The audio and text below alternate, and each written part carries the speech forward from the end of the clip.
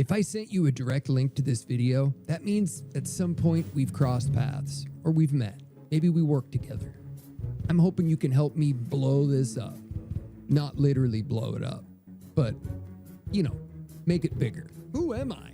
Well, let's just say I'm your typical American kid. If typical means growing up insecure, stuttering through sentences, dodging a critical mom, and watching dad hide in the shadows. High school kicked me out 2 weeks early for leaving campus with my girlfriend. One of these girls is her. And the closest I got to college was throwing a touchdown pass to my buddy in the 5th grade. I was lucky to spend a lot of time with my grandparents. They were great. Learned to use my words to navigate life, just like Grandpa said. Make friends, make money. I experimented, took things apart. Guess I learned the old-fashioned way by just making mistakes. Hey! I've sold wine to grocery stores, driven heavy equipment, caddied on the PGA Tour, was in a band, even went to LA in my early 20s to give acting a shot. Pretty sure I can fly anything with wings. Worked in sales most of my life, got recruited to Wall Street, and one day I even rang the opening bell at the New York Stock Exchange. It's been a crazy ride. Married for 18 years, married for 18 months, divorced twice, and both of the women are in this picture. And I'll guarantee you, divorce during the Trump years was not fun. Lawfare sucks. But thank goodness I had a woman come to my rescue. And she's in this picture. Maybe it's just me, but I truly believe that humans can accomplish anything if they just try without the fear of failing. Most people stop before they even start. If you believe in leading by example, doing what's right by standing up for those who need the help, but most importantly, if you feel like you have the skills to spot a fraud, then this might be for you. This is a place where action speaks louder than words, where leadership isn't about titles or education.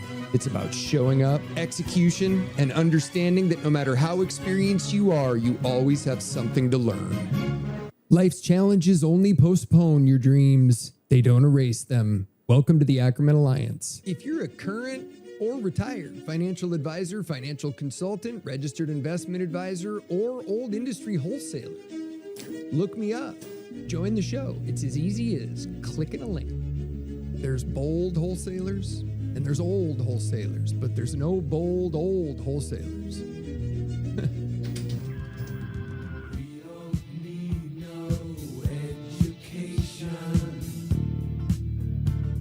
This is not a solicitation for business, nor is it an offer for investments. If you are a seasoned investment professional with a passion for aviation, golf, and excellence, we need to talk. Know someone who fits? Feel free to pass it along. Come on, feel the noise. Girls, rock your voice. Good evening. Evening-ish, wherever you're at. Night, late, morning. The beauty of streaming on the internet is you have no idea where somebody might be watching. Yeah, hey, homie, I saw that you shot me a message looking to increase audience. Hey, I'm all for checking you out, seeing what you got. I got to be careful. Obviously, there's a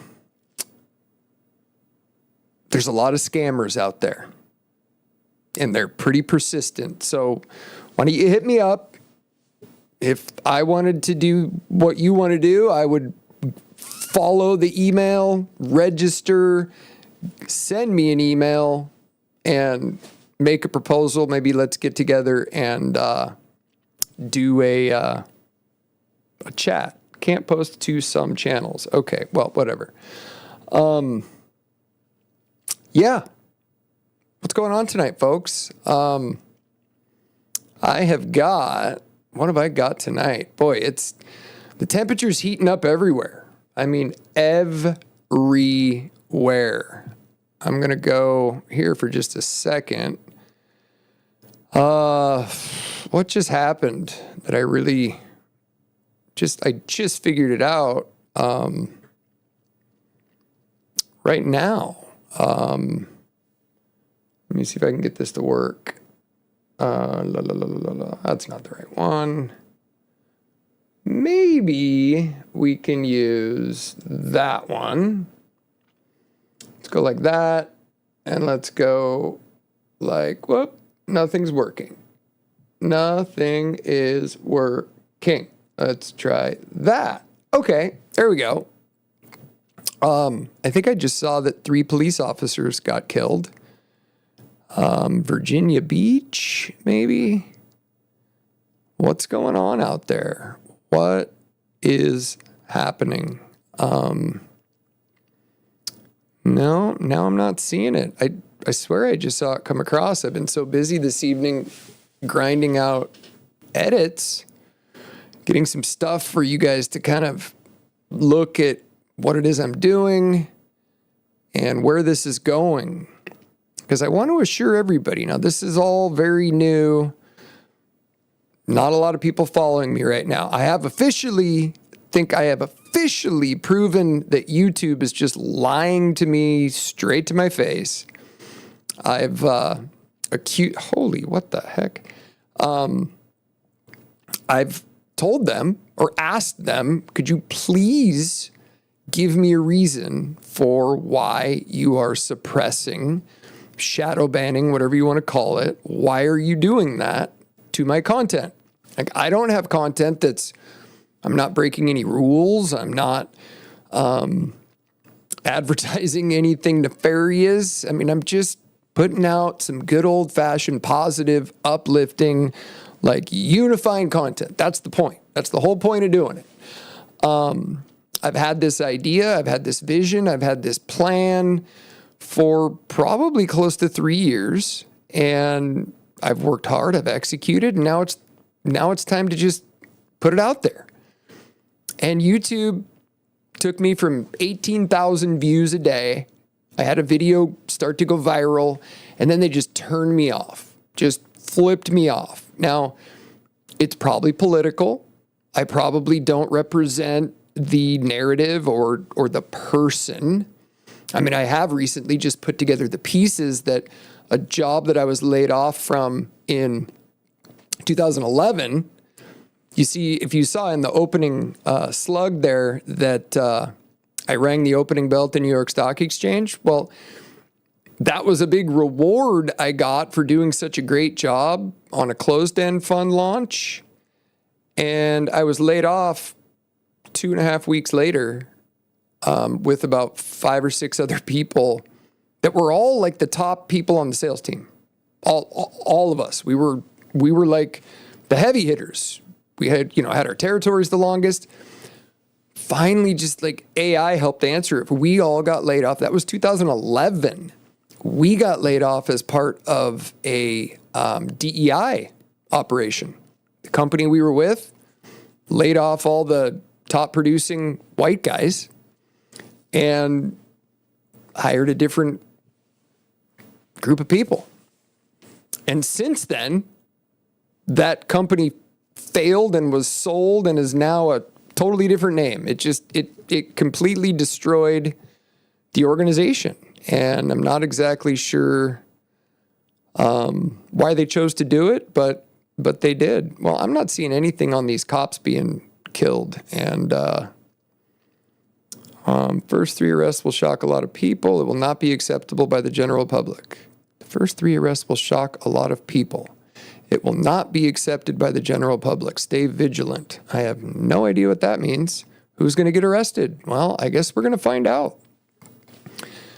The country's angry. A lot of people are angry. I have a gob of people that I have known for 30 years that nobody wants to have a conversation with me at all. I guess I'm just going to take it as nobody really has a leg to stand on. Like, treat it as a blue ribbon. Maybe I've been too persuasive my whole life, or they don't feel like there's an argument. Most of them will probably say like, well, yeah, he's just a dick. Well, okay, whatever. I mean, if that's the new standard for how we're eliminating voices or deciding who gets to keep their job, or like, this is just amazing to me. It's amazing. Discrimination. Anyway, nobody thought about the kids, but that's what I'm going to do. That's what this project is for. This project, the Ackerman Alliance, essentially when I first had the idea, the vision, the like what I want to do with the next 20 years of my life, I mean, I really did. Well, let's just go back here. Whoops. No, we don't want to do that. I really did, when this all kind of hit me and, I was kind of through the second divorce and I was back home and safe and I was looking at my dog Lester and I just thought, if I did go out today, if 50 years old, or I guess this was when I was 48, right? Yeah. I was about 48 at the time, and I thought to myself, if this was it, if this was over, if I had to go out, what would I regret? I definitely would regret not having any more time with my children, my 2 boys, but really nothing. I have done so many things that I could really call my life totally acceptable as far as experiences, falling in love, learned how to fly, which was a childhood dream. I've done most of everything I've wanted to do. And now that I'm like in this kind of freeing zone, which it is the most freeing thing ever, if I figured out a while ago, or actually when I had this thought, since I was 15 years old, it was kind of, when I had my first like serious, steady girlfriend, I have been in a relationship with a female since I was 15. Kind of little breaks in between, but kind of right back into a relationship. So I've been in a relationship my entire existence.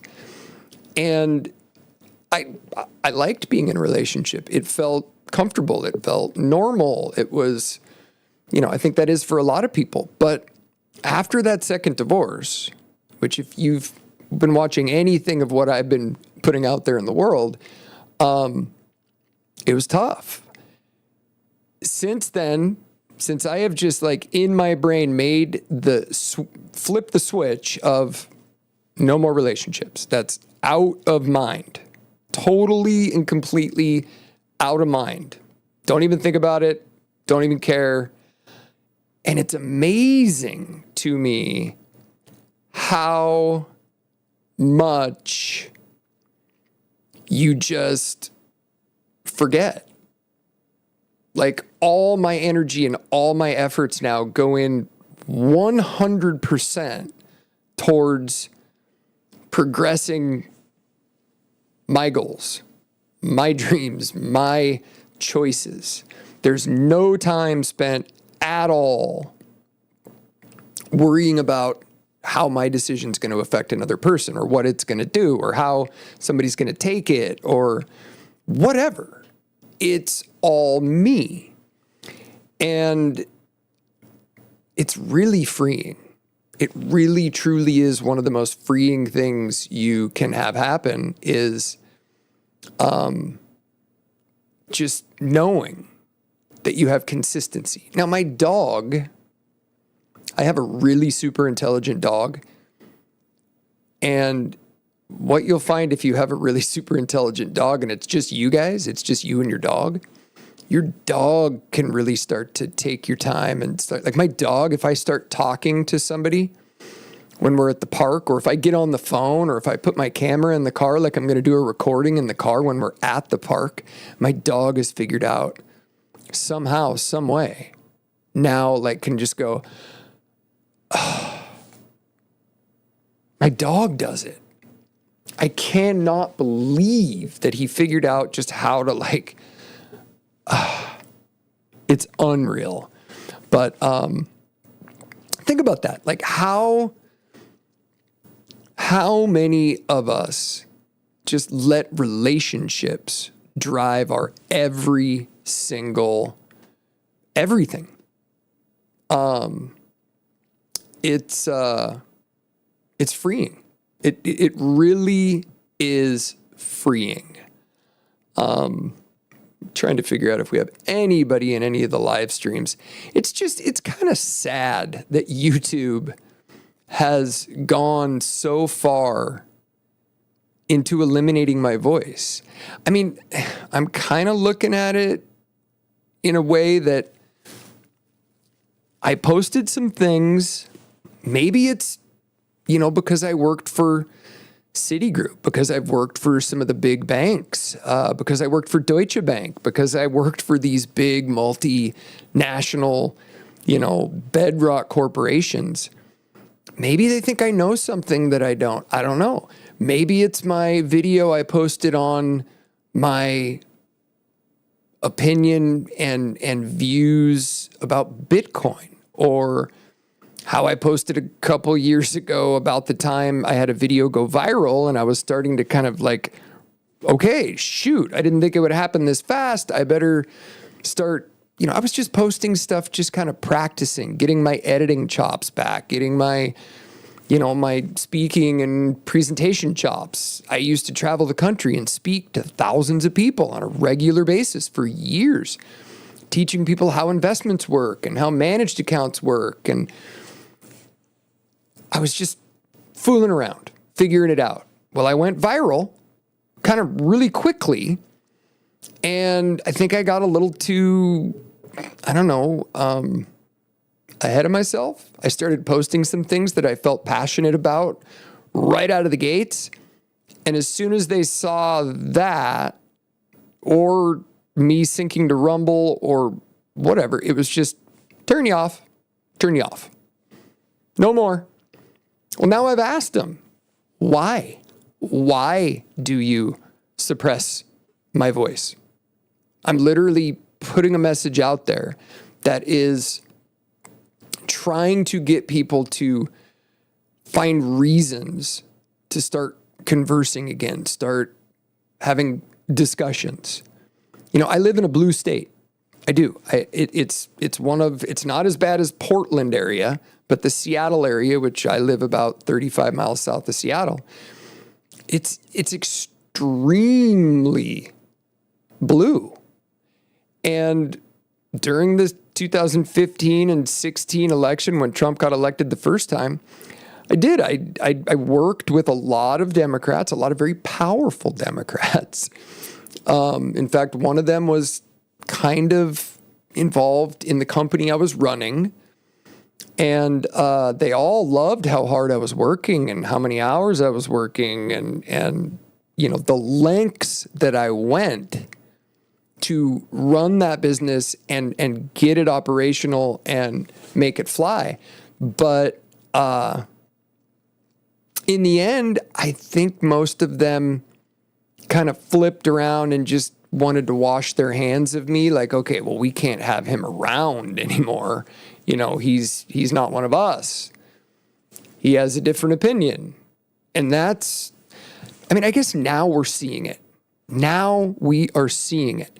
The guy I live with, the guy whose apartment I'm in right now, which you're going to learn a lot more about tonight as to why, I need some help. I need some support. I got to get some followers. I got to break through this algorithm suppression somehow, some way. His wife is a liberal, lives in California. My second wife, which I went through the divorce with, whose sister, I think, put me on some sort of government watch list of like, make sure this guy shuts his mouth. I don't know. I'm hoping the new people in power can figure out and get this thing back to a fair and balanced place, because it's not fair. It's not fair. I have had to sell my house. I have had to, look, I accept the outcomes of my decisions. I always have. If I screw up, I admit it. I own it. But when you have somebody behind the scenes maybe doing things to, ramp your opportunities down or make sure that you don't get access to any of your family inheritance or the family trust because of your political affiliations, that's where it borderlines on criminal. That's where it borderlines on behavior and actions that aren't acceptable. And that's all I'm saying. I will accept my behavior. my decisions. But if we're not operating in a fair and balanced system, how can anybody truly say that, yeah, this is fair? I mean, I guess if you're on the side that, let's just give a hypothetical. 2020. The guy I bet an old business partner $10,000 in 2015 that Donald Trump would win the election. Now, it was kind of a big bet, but, I wanted to put the screws to him. I didn't think he would take it. He took it. I'm like, okay, done. Bet. Well, who won in 2016? Well, Trump won in 2016. Well, did he pay me? No. Did not pay me. Did not even come close to paying me. Well, in 2019, we bet again. I said, okay, you want to go double or nothing? Let's go double or nothing. He said, okay, let's go double or nothing. So we do it again. Well, when I went to bed on election night, it looked like it was handily over. And then I saw what everybody else saw. And I called him and I said, no, hold on here. Wait just a minute. We are not, and he literally shut me off, said, stop. You owe me 10 grand and that's it. First of all, he doesn't know what double or nothing means. He already owed me 10 grand. So if we go double or nothing, that means double. Either he owes me 20, double, or I owe him nothing, double or nothing. Another $10,000 bet. So not only did he not understand it, but he didn't, he's just not an honorable person. And that really, truly is my only observation that I have about a lot of the people that have turned their backs and just like, nope, we're going to pretend like you don't exist. Those people I just consider as not being very honorable. That's it.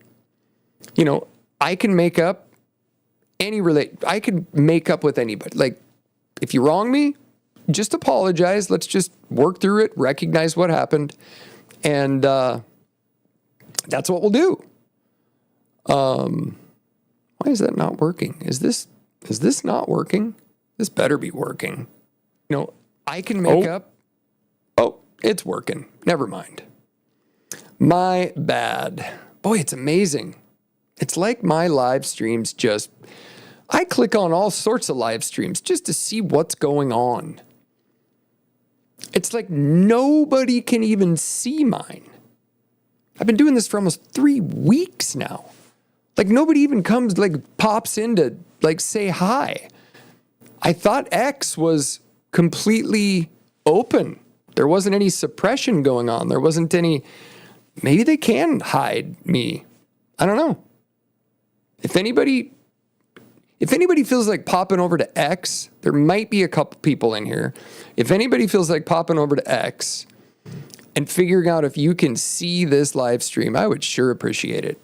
Because, I am starting to really feel like somebody put me on a list that is a lot more, let's say, prioritized for silencing.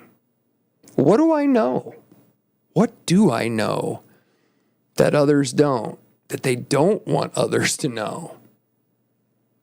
I mean, if anybody's truly watching me or seeing what's going on in my life, not a lot that involves making money right now. It's been a pretty rough couple of 3 years. And all I've done is made the decision that I'm not going to work for someone else, have my career thrown away, which is what it was. If I was a DEI layoff and then was pushed out of that industry for those reasons, then I lost my career, which then in turn kind of lost my marriage because I had to change and made a decision to go start this business as an opportunity with a group of Democrats. And then that business got taken out because one of the lead Democrats got Harvey Weinstein. He had 7, 8, 9 women come forward and say, oh, he sexually assaulted me in the 80s. Total takedown. And I stuck it out. I stuck it out to make sure everything got wrapped up. Nobody got dragged into, a big media story. Kept it quiet. Well, that's bullshiz. That is bullshiz. I did a lot to make sure people got taken care of. But don't ever expect anybody to take care of you. Which brings me to a little bit of why we're here. Here we are on the weekend.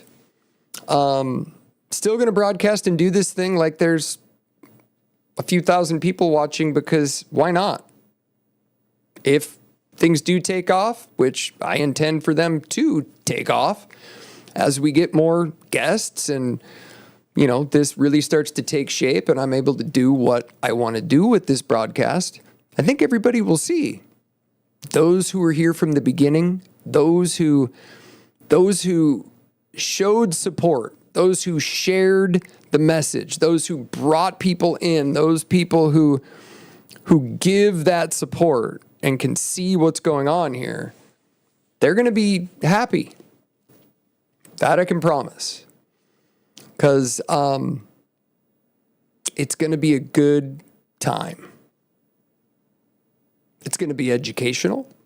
It's going to be entertaining. It's going to be dramatic. Drama just kind of follows me. It always has. Maybe that's why I went to LA to try acting for a while. It's just thought I would get rolling on the drama. But this is going to fly. It's going to work. And we're going to do some cool stuff. So if you can, go to the Ackerman Alliance. Just stick your email in, register, share the broadcast, bring people here. If you're one of those people who can bring people to this broadcast and get me some momentum, help me break through this algorithm suppression, you will be rewarded. You will be rewarded. And I can't promise anything, because I am a registered investment advisor, not licensed yet, but I am going to be building an investment advisory company, an advisory business.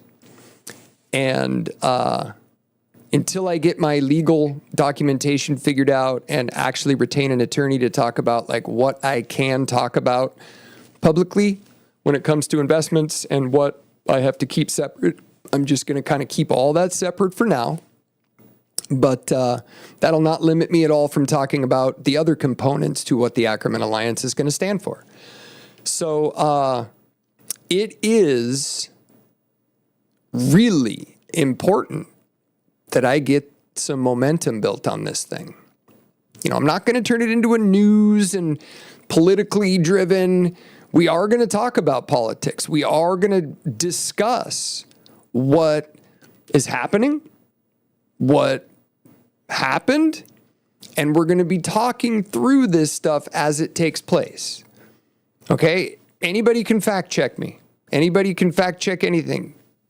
Investment advisors, money managers, we can't rely on disinformation and misinformation. If I make investment decisions for institutional money, and I'm making those decisions based upon information that I get that is not real, or it's misinformation or disinformation, that's not going to do anybody any good.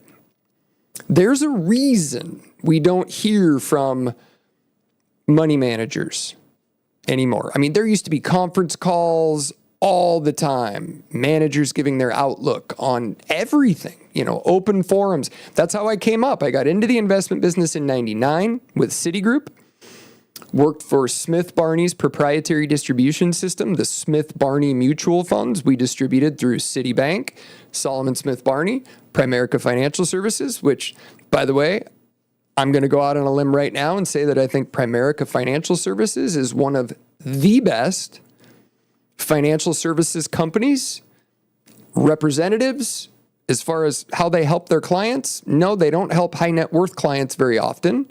They have some, but they help more of the middle income, middle America, middle to lower. They'll help anybody. Primerica Financial Services, don't believe what you hear about that company. They're not a network marketing scam. They're not a fraud. There's a lot of that information out there. They're not. I worked with them a lot for like 12 years of my life. There's some good people there. So if you get hit up by a Primerica representative, if they're knocking on your door saying, hey, would you like to take a look at what they have to offer? They're real. They're good. And a lot of them are very good people. So just had to get that out. And we'll talk more about that down the road as you know, this develops a little bit more, but I got to get a following. I got to survive this. I got to get through 7 days is technically when I'm supposed to be gone. I'm supposed to be out of here. I'm in the middle of another complete and utter political takedown. It happened to me once already back when I was running the business. It was 2016. My son was playing football. I was the offensive coordinator. And my wife left me because I went from making a bunch of money and then I got corporate takedown, DEI takedown, laid off for DEI reasons. My mother went into the hospital because her husband was trying to kill her. So I had to kind of like focus on trying to save her life. So I spent almost 7 months trying to save her life, getting her into a nursing home. I mean, she was an alcoholic. It wasn't like she wasn't sick. She was an alcoholic. She drank her entire life. And I had her deemed a vulnerable adult, which then got my aunt to remove her as executor from the family estate. And the whole thing ended up being just a ploy to have her removed, her eliminated. So her husband, this guy that I don't really like to refer to as a stepfather because he wasn't, he was just a vagrant who came in and took advantage of her at a very difficult time. But I told him, as long as he treats her okay and if he doesn't do anything to harm her, then him and I will be fine. Well, it didn't turn out that way. But he ended up getting all of her assets. Him and his girlfriend ended up getting all of her assets. And my aunt stole all of the family assets, which then left me high and dry. I couldn't save my house where my kids and I lived. And I've lost a lot. I have lost a lot. Been through the ringer. 2 divorces. But life goes on. There was a while there where it was kind of touch and go. Like, wow, should I? No, I've got kids. There's a lot to live for.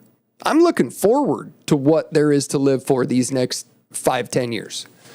With AI coming out, with aviation, with personal aviation going in the direction that it's going, there's going to be some super, super fun stuff to do and take advantage of these next 5 years.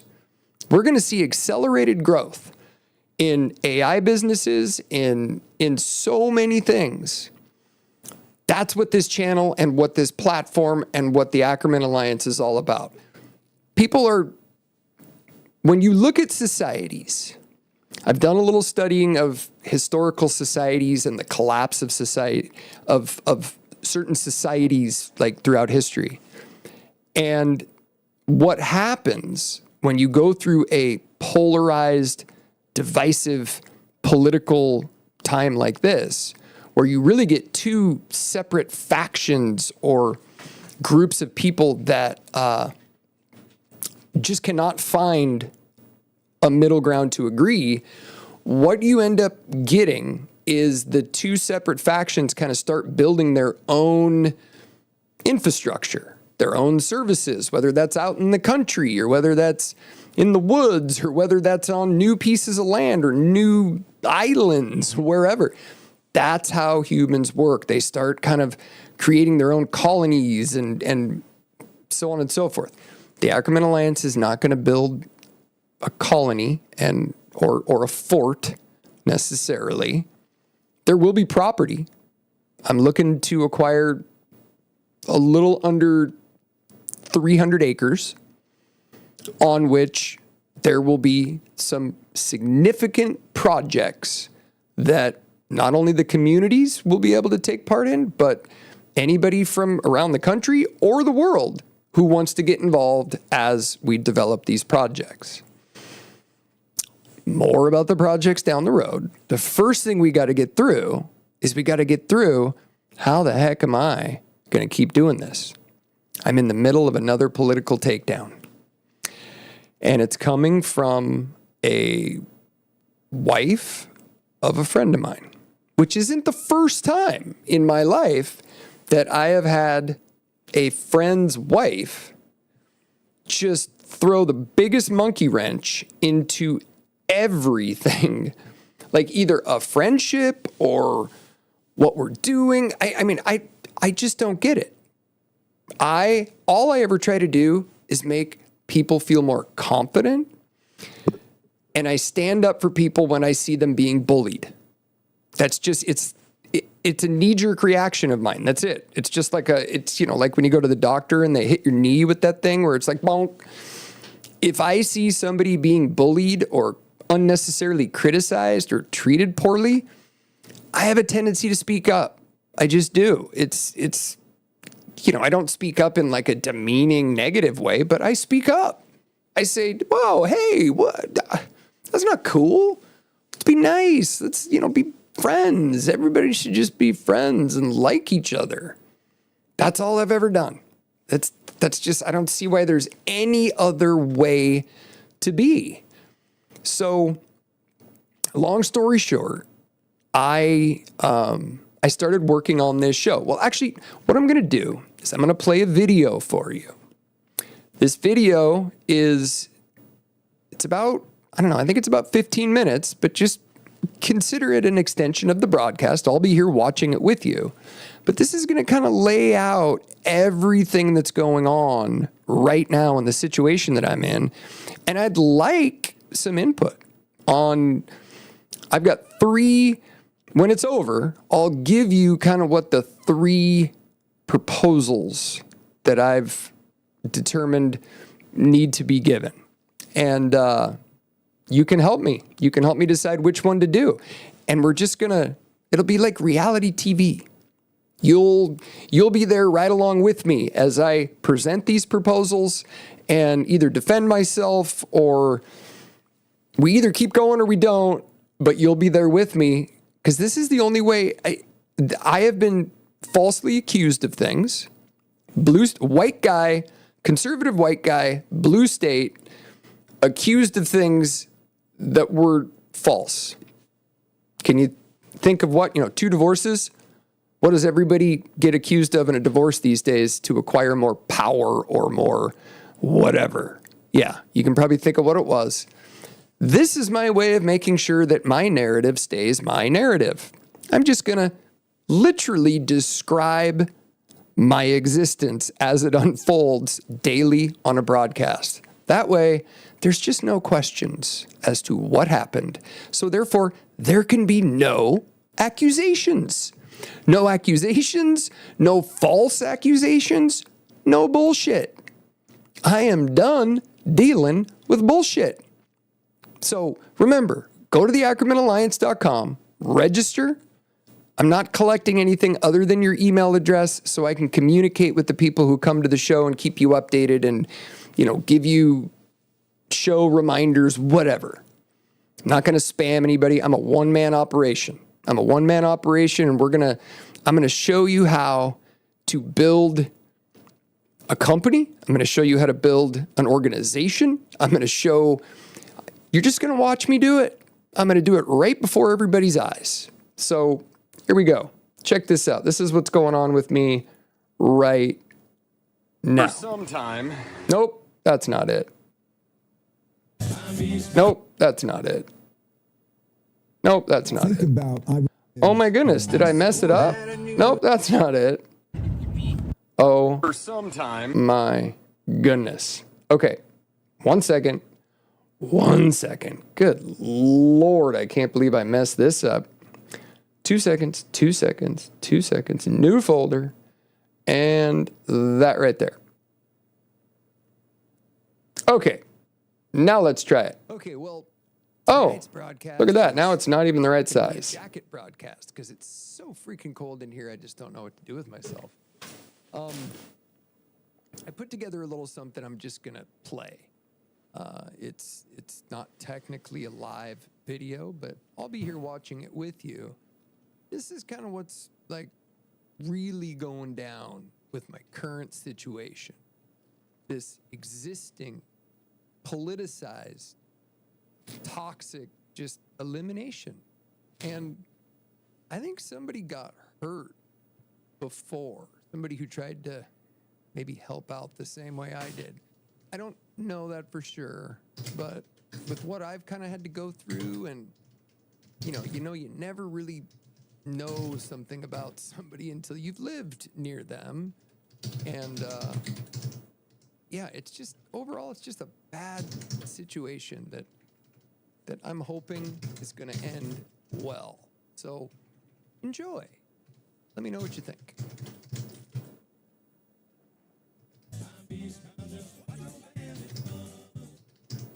Come on, feel the noise. Girls, rock your boys. So this whole thing started because I wanted to get my podcast and my streaming and my broadcasting and everything that I've been working on for almost a couple of years now. And I contacted an old buddy. He's been in the commercial real estate industry for a lot of years, since, my show was going to have a tilt towards finance, investments, helping. I thought I would record some stuff on what he thought the commercial real estate market was doing. Like everything that I was going to do as far as video goes. And I told him this up front. I wanted to make him look like a hero. I wanted to talk about how he helped me and I helped him, and think he's a good person. I think that more people should see that he's a good person. I knew he'd want to take the opportunity. Now, I knew and have known for a long time that the chances of him being on the spectrum are very high. It's never been discussed. Nobody's ever brought it up. But everybody thinks he's a total prick. Like, he has no friends. He himself claims, I have no friends, and I don't know why. Well, him and I have kind of talked about this reason before, and I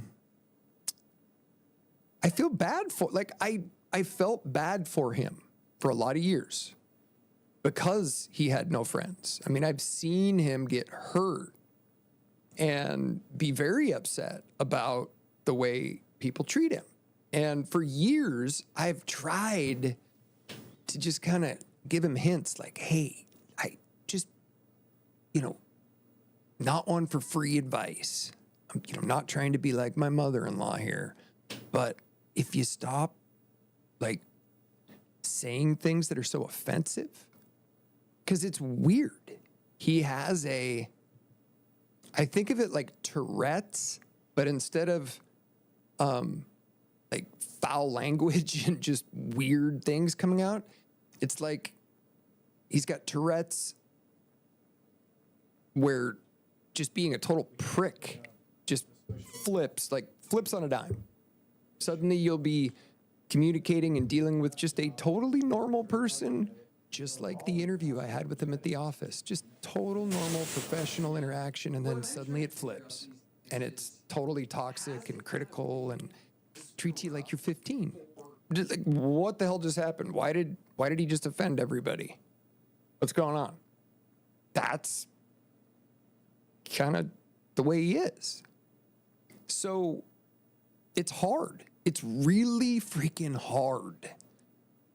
You don't want to, people who are on the spectrum, and so much more I think there's more understanding around the spectrum and people who are on the spectrum and what, you know, how to interact or how to deal with that. I've read things on working for people who are on the spectrum, which I've had to work for him on this project that we agreed on and the venture that I went down with him, trusting him.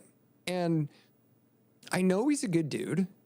I do. I mean, but I'll be completely honest too. I've seen a lot of men in situations of elder financial abuse, you know, women who are with them just to take the assets, of which he has a lot of. And I think those are for his kids. I don't know for a fact, because you can't really look into somebody and really see, but based upon, you know, his behavior over the last 30 years, I mean, he was a board member at the Boys and Girls Club for years. You know, he likes to give back. He's a generous guy. He's not a stingy guy at all. But that also, you know, my dad used to be a generous guy, or he's a generous guy when it suits him, but he's not. He'll pull it back when he wants to, like, instill power. So I could be wrong, but turned out I worked with his brother. Him, but I think his brother's like, he's not 7, 8 years younger. I worked with his brother at a firm back in 2007 to like 2011. And we didn't know that. Like, we didn't know it at the time. I didn't put the pieces together back then. But I soon figured it out, and I got a hold of his brother, and I said, look, I know this is going to sound really weird, but I got to know, is your brother, like, do you think your brother's a creep? Do you think he's a toxic narcissist or a sociopath? Like, just help me out here. And he assured me that everything that I was feeling about his nature was true, that he was a good guy. Now, if you have experience with people on the spectrum, you notice that they don't quite pick up on the same social cues. I mean, this dude is really funny. He has really funny one-liners, and he cracked one night, which made me laugh. Like, I was genuinely like laughing, gut laughing. But I noticed out of the corner of my eye that he was kind of looking at me thinking, like, is he fucking with me? Is he making fun of me? If you have a good partner with a person like this, you get a better person. But if you don't have a good partner, if you have a toxic partner, if you have a partner who likes to destroy and divide and manipulate and slander and hide and triangulate and all that kind of nefarious BS, what you get, well, you know what you get. So that's what I was dealing with. That's what I am dealing with. And I have to navigate this really carefully. I mean, I don't want to hurt this guy. I don't want to hurt his marriage. I do think his life would be a lot better if he had somebody in his life who was genuinely just supportive and not controlling and manipulative. And, but hey, that's not my place. It's not my choice. Okay, I live in his space, in his rental, and these are just my opinions. They're observations, you know. What I am giving here is an account of my experience dealing with him and her and how it's wronging me. And I've learned you got to create your own narrative ahead of time. I've been attacked too many times. We don't have a written agreement. We've known each other for 30 years, handshake, gentleman's agreement. And I know that even though he's telling me, oh no, this isn't coming from his wife, he truly just hates living with someone next door, and he hates all the help I give him, and he hates everything I'm doing right. He hates all the money he's saving on the construction. He hates all of the effort that I've put in on this, and my work is subpar, and that's just it, end of story. Has nothing to do with his wife, nothing. I mean, am I just supposed to go, oh, okay, I'll just let you screw me? has nothing to do with your wife who won't speak with me, won't talk with me, won't like converse, get to know me. She just avoids me. And she doesn't even live here. She's lives in California. She comes to visit a couple of weekends a month. That's it. We made a deal that I'd live here, do this work over the course of a year, no more, get all of his work done, get the house like in the position it needs to be in, install an elevator shaft. They want to have an elevator for when they're old. We'll put it in. Get a bathroom in. These are things that I can save him 70%. Easy 70%. And I know he wants that. But his wife is saying no.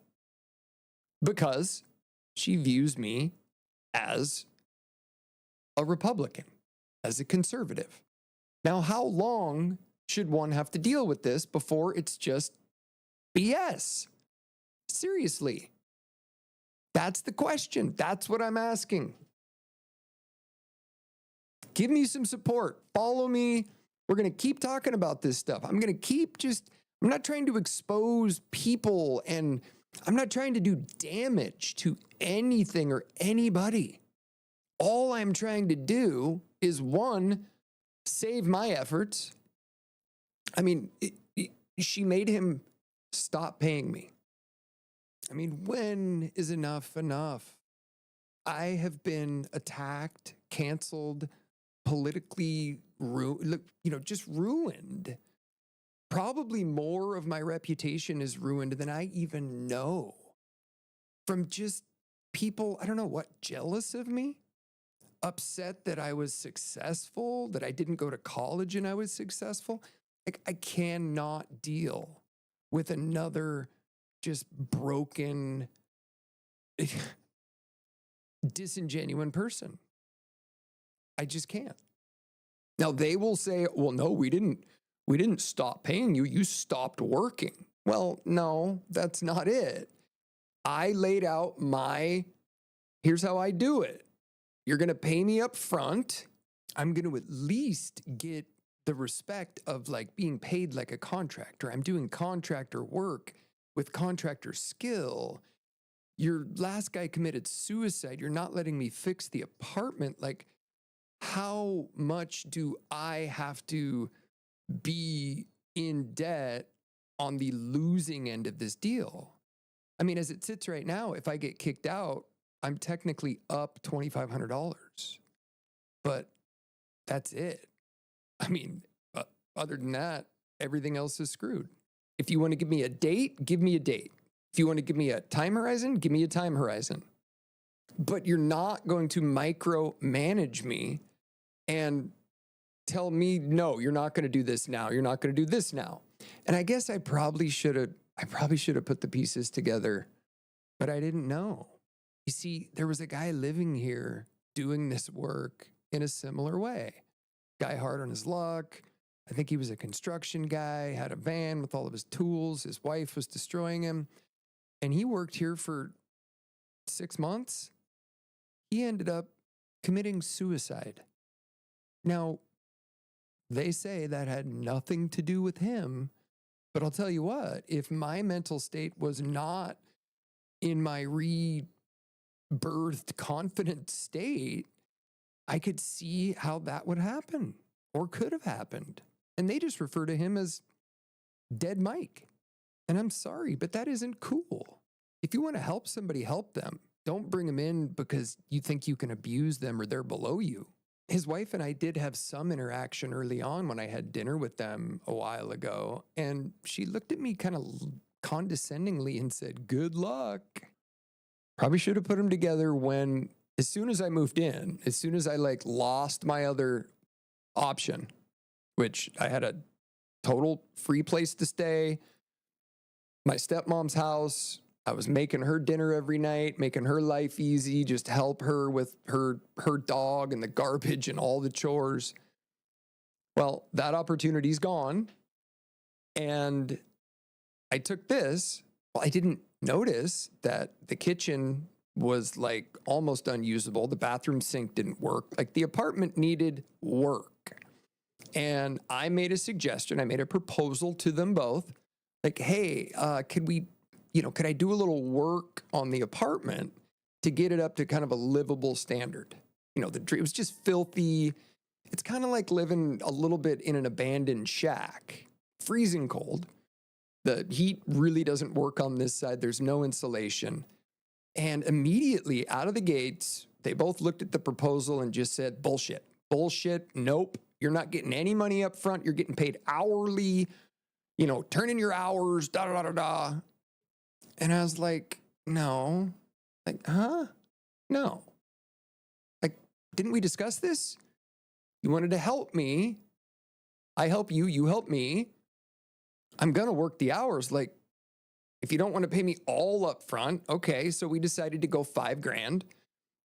Like, he'd give me a check for $5,000.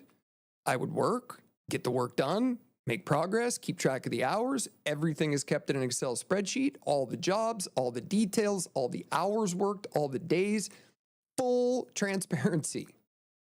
I get up here and do this work from 4:30 a.m. to about 11 o'clock, and then work on the construction projects and everything else from, 11, 12 o'clock, to 5, 6, 7 o'clock. Didn't get in anybody's way. He's never home. They're rarely here. I take care of the house. I watch his cats for him. I was like the caretaker. It was a win-win. It still is a win-win. But they don't want to make it a win-win anymore. They just want to make it a get the hell out of here. You suck. I don't comprehend that sort of behavior. That sort of attitude towards another person. That's what I'm having a hard time figuring out, like why that happens that way. So, I don't know. We'll see where it goes, I guess. Oh, the Philly cheesesteak. This is probably the best fast food there is right now. So, look at this as just reality television. I'm just going to keep expressing the progress. If we end up going to court, maybe I'll take you guys along to court with me. I'll represent myself pro se and see what happens. Maybe they'll do the right thing and they'll choose to just continue with the work. I continue with this project. We finish our agreement together and everybody goes their separate ways. I don't know. We'll find out. But the good news is I'm going to have a narrative that is mine, that's already out there in the world. And nobody gets to twist it on me. Nobody gets to change the story. Because that's all that's happened to me over the past 5, 6 years. And I'm done. I'm done taking the abuse.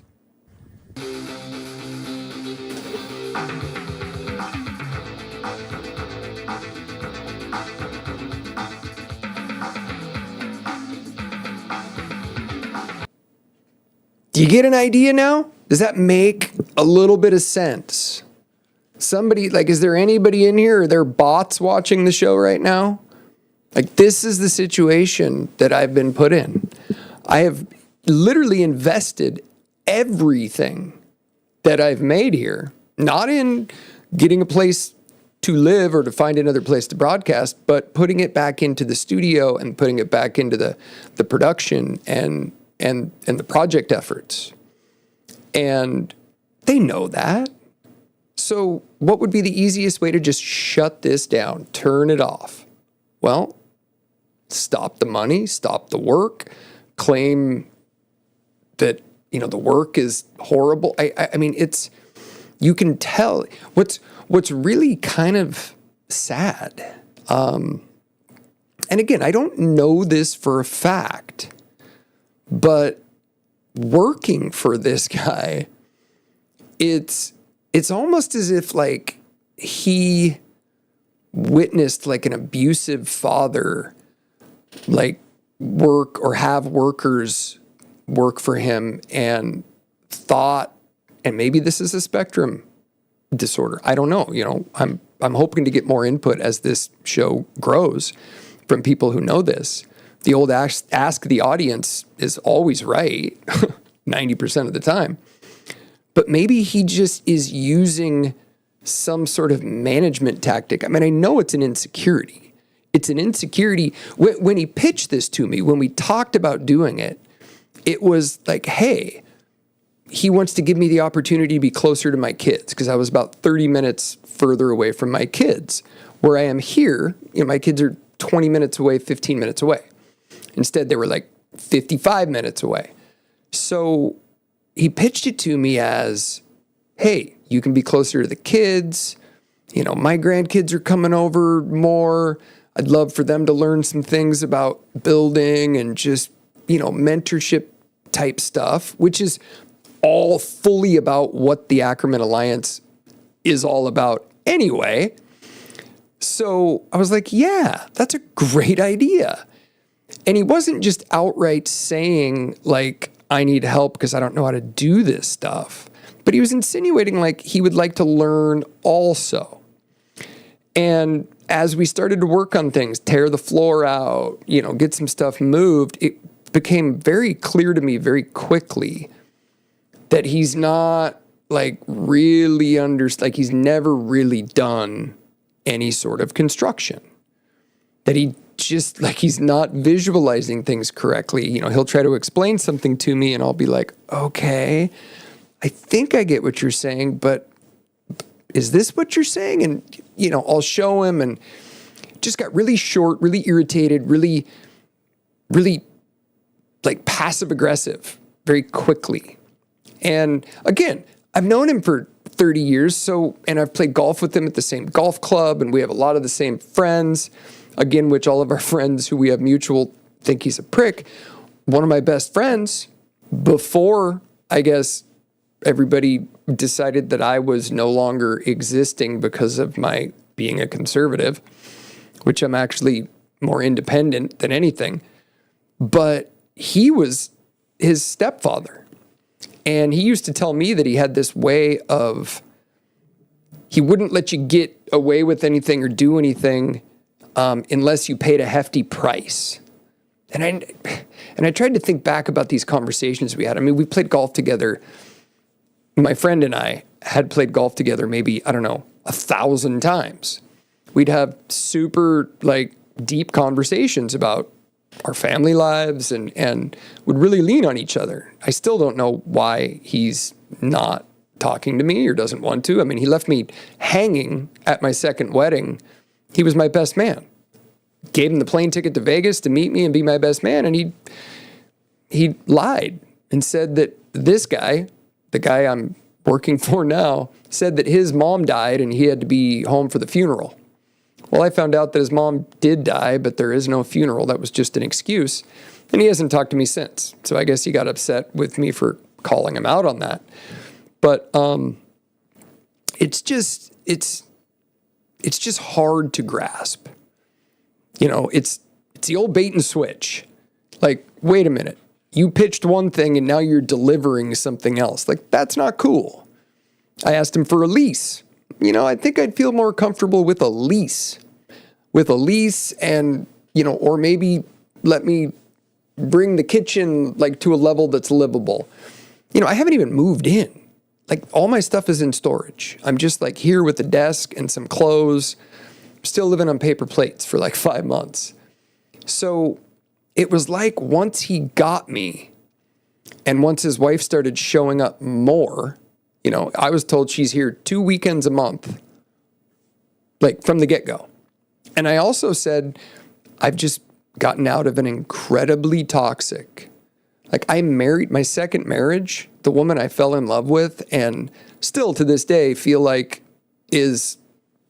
will not find another relationship with a woman that I just connected with like this. Now, obviously the connection was more trauma-based than anything, but still, it was the greatest sex. It was the greatest connection as far as just our personalities matched. When it was good, it was great.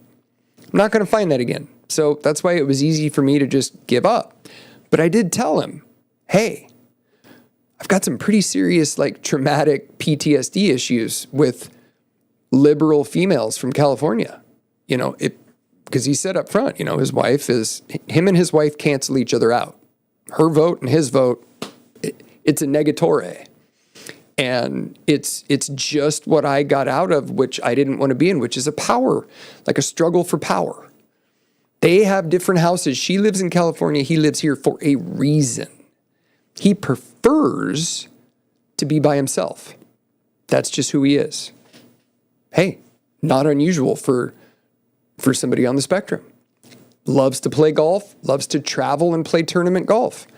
That was something I looked up to him as, you know, a 16, 17-year-old kid when I met him, that I looked up to him as a mentor for that. You know, I chased him for most of my golf career. And, you know, still, he's a great golfer. You know, he's won the club championship 5 times. And I have it's very intriguing to me that he can be that competitive and that good at the game of golf, but yet you put a hammer and a tape measure and, you know, a tool belt on him, and he's like the guy that steps in, you know, if there are 5 piles of dog shit in the yard, somewhere, they're all in random places, he could walk around with his eyes closed and step in every single pile of shit. That's not my problem. You don't get to scream at me because you stepped in dog shit. In fact, you don't get to scream at me. You don't get to ever scream at me about anything, especially if you've told me to do something and I've done it, but it's slightly off of how you envisioned it. Like, no, this is not how it works.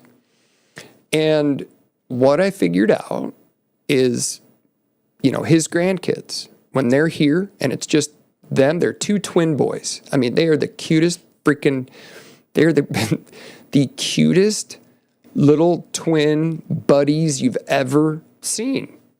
They're great little kids. When it's them and him, just the 3 of them, it's just great. It's positive. It's, you know, it's enriching for them. He pays attention to them. But then once I got here and the kids started spending time with me, and, you know, he'd send one up to me and I'd show him how to do a project and we'd trade and just give the kids a good mentoring type environment. He wants them to be skilled. He wants them to know how to do things. Who wouldn't? As soon as his wife saw that, like, these kids, no, this is not going to work this way. She started showing up more. Now from 2 weekends to 4 weekends. Now it's like, instead of coming up on Friday night and going home Monday, it's coming up on Thursday, and just more and more and more and more. And doing things to, like, criticizing him, turning him into an angry being. Very easy to spin up, I'm sure. So now, when the kids are here, I hear yelling. They have to split up the kids. She has one, he has one. The kids are angry. The kids aren't happy.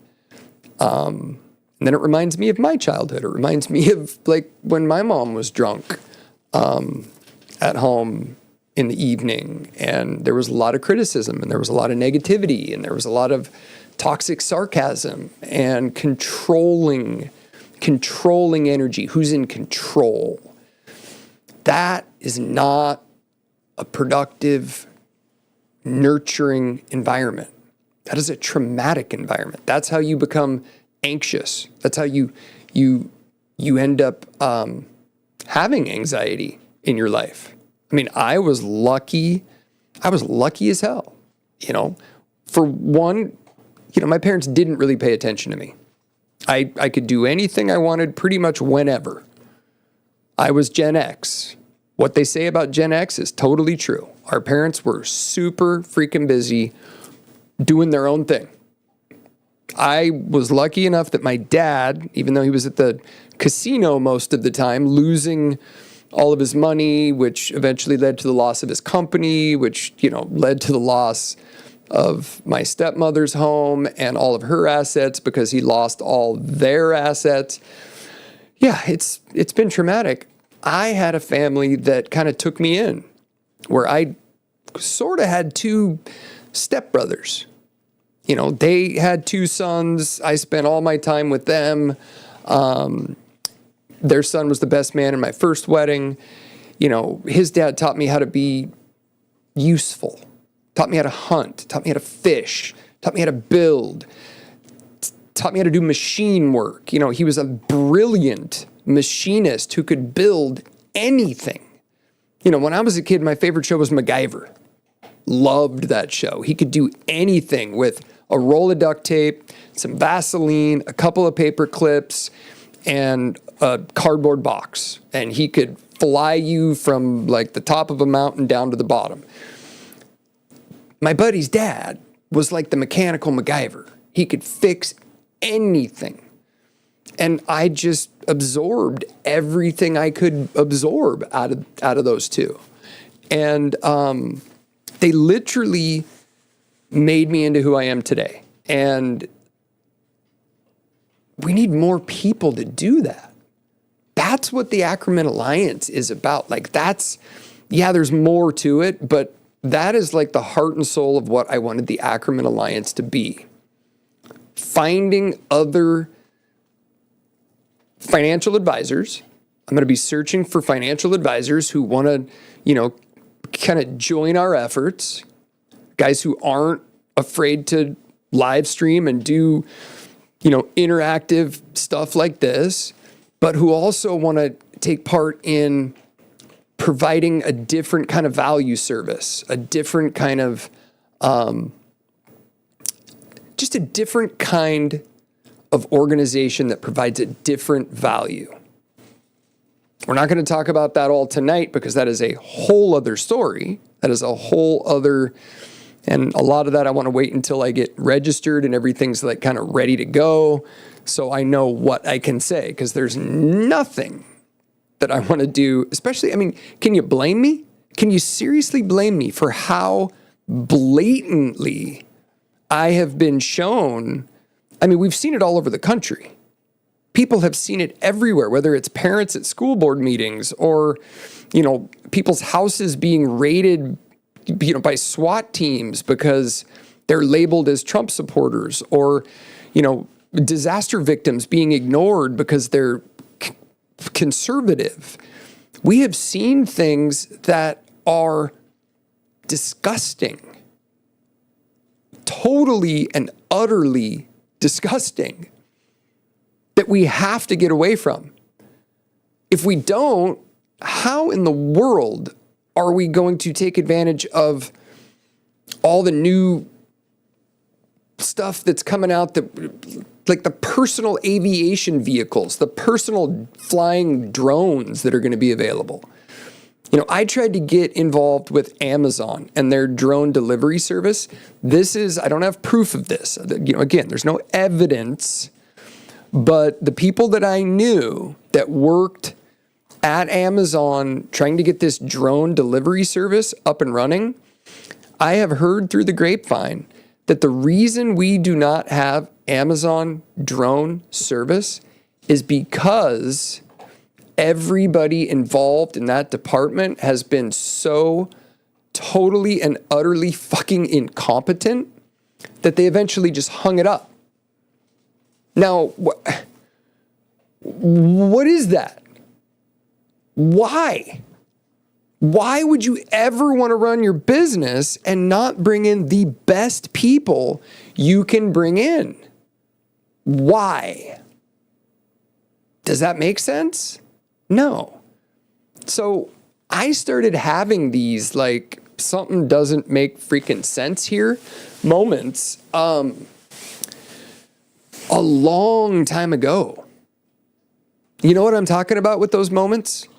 You know what I'm talking about, right? Like where you're out living your life, you're out just like interacting with people and everything's normal and, you know, you're not really, you know, observing anything crazy, but then something happens that just makes you go, whoa, what the hell was that?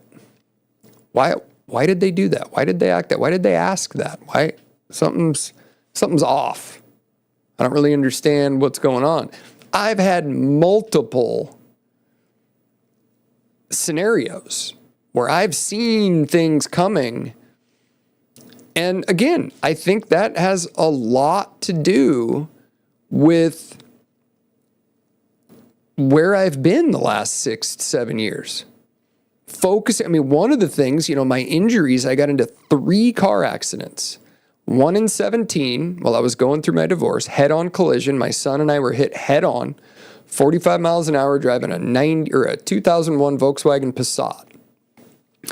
Airbags, whole 9 yards. My son got a gash in his head. It hurt. It hurt bad. I already had back problems, but it hurt. 4 or 5 months later, I got rear-ended at 30 or 40 miles an hour, which aggravated all of that re-aggravation injury that I got. Horrible luck. Was going to handle the case myself. Did most of the case myself in preparing for it. Then I met, my second wife, and things got extra busy, so I hired an attorney. I brought in an attorney who I'd known for a lot of years. She was friends with our group of friends. She was kind of part of the whole circle. I thought she'd be great. She gave a great pitch, and I said, okay, you know what? You get the work. But here's what I want to do. I was going to represent myself pro se. I've been working on representing myself pro se for whatever I can. Because frankly, and I'm just going to be honest, I'd love an attorney to come on and talk to me otherwise or give me some other info. But 90% of the attorneys that I have done business with in the last 10 years have literally been borderline incompetent, where I've had to kind of give the how we get through this or what we got to do. I mean, my divorce attorney, I had to almost scream at to finish up my first divorce. I knew, we were about to go to mediation. We were about to go for 8 hours of mediation, which if you do the math, it was going to cost $12,000 that I didn't have. And I said, look, call my wife's attorney, offer this to be done. And he kind of refused until I just went, dude, you work for me. Call her attorney and make the offer. Fine, okay, whatever. You're going to screw it up. He emailed the attorney. 15 minutes later, we had a deal. No mediation, no extra money, done. So I guess he was just trying to rip me off. He was just trying to make money for himself and the mediator, which those are the kind of attorneys we have today. The attorney who handled my accident. Yes, we had COVID. Yes, we had a few things that came up.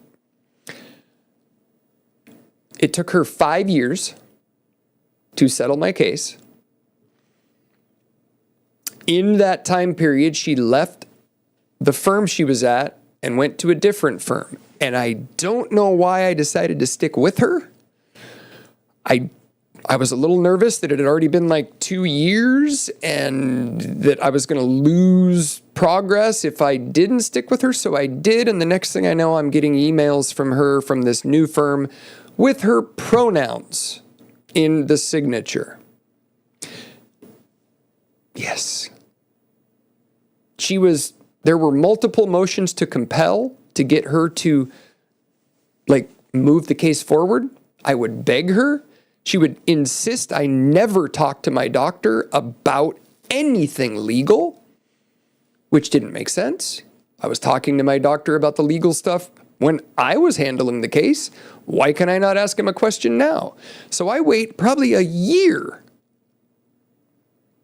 And she keeps saying, nope, we're just waiting for him. It's just the way it goes. Finally, I just say, Doc, can you get back to my lawyer? He's like, why? What's up?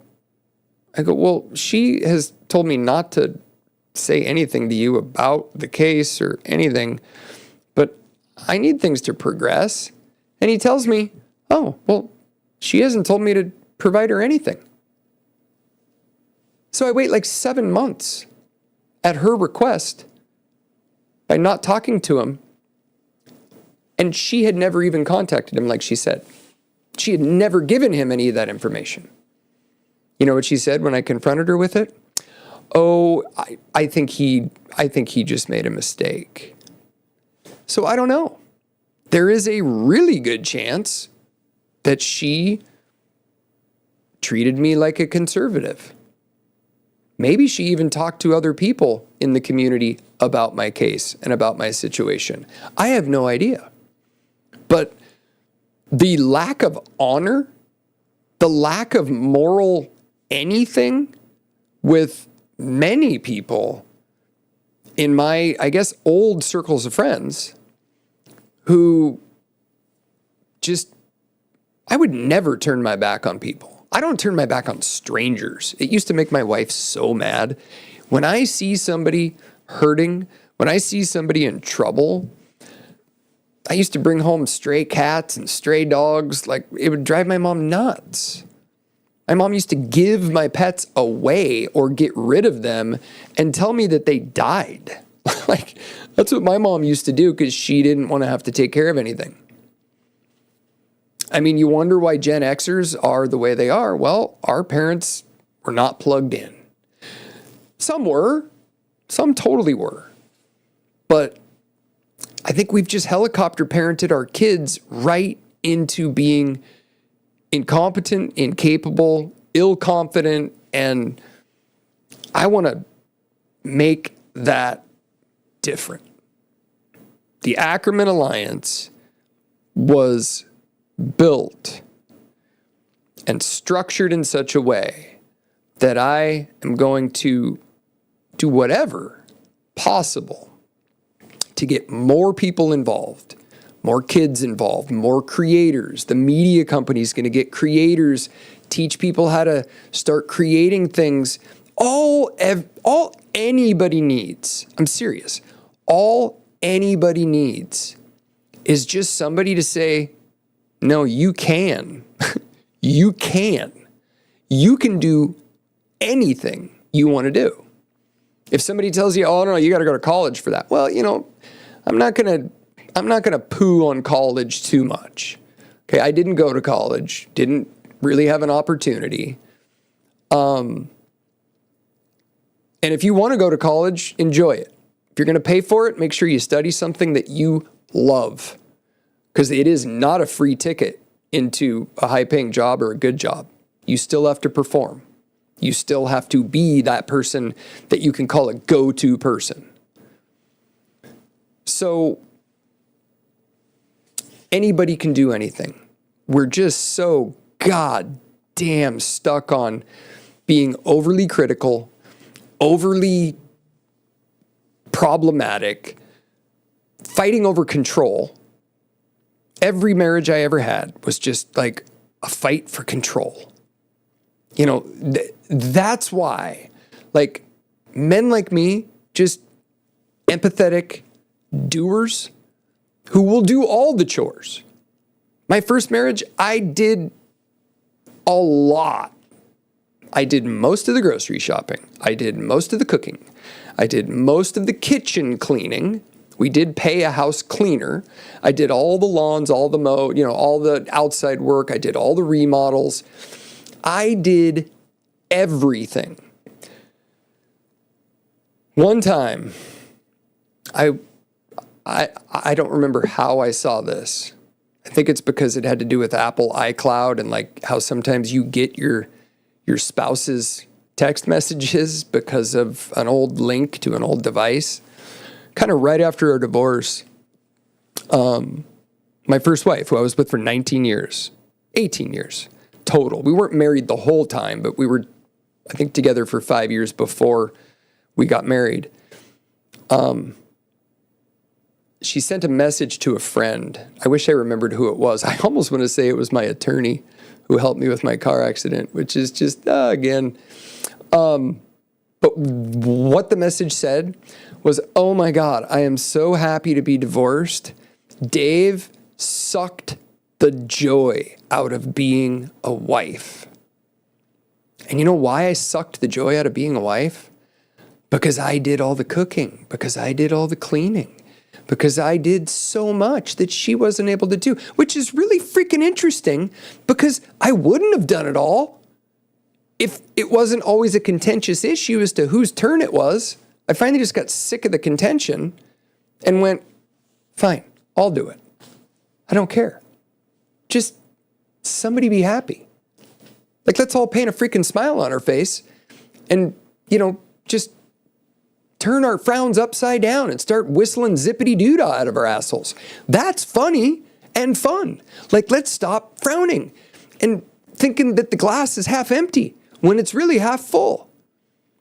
That's why I got out of relationships, because I am sick of critical people always finding a reason to poo on stuff.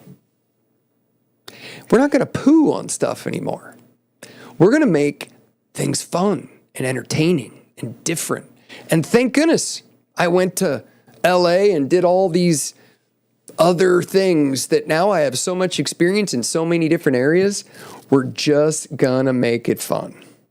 Nope, that's not it. Nope, that's not it. Nope, that's not it. So that I knew that you were there for me. Time after time, well, they were there for me. Yeah, I remember yesterday walking hand in hand. Love letters in the sand. I remember you. I remember you. That's when I have like 80s jam.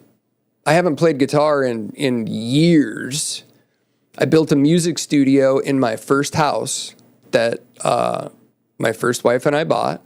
Remodeled the whole house for her. 3 bathrooms, 2 remodels, 1 brand new bathroom where there never was one before. Once I got done with all that, I asked permission if I could use my earned money, which, by the way, she had a master's degree and paid for that master's degree right before she got pregnant, decided, I think I want to be a stay-at-home mom. I remember going, are you sure you want to be a stay-at-home mom? I don't know if you're necessarily going to love that. She did. And then I ended up having a stay-at-home mom with a cleaning lady, an au pair, childcare. Anyway, over. But I got to build a music studio in my garage, detached, so I could go play music any hour of the night and the neighbors wouldn't hear.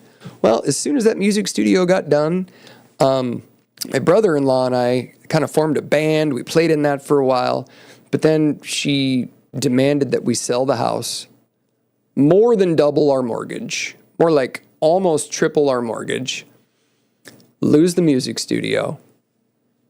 Eventually, I'm told to quit the band because that's taking up too much time. All I ended up keeping was golf. That's all I did. Golf was my outlet. And the Ackerman Alliance is going to be a lot about golf. In fact, what the Ackerman Alliance is going to do is we are going to build a golf course.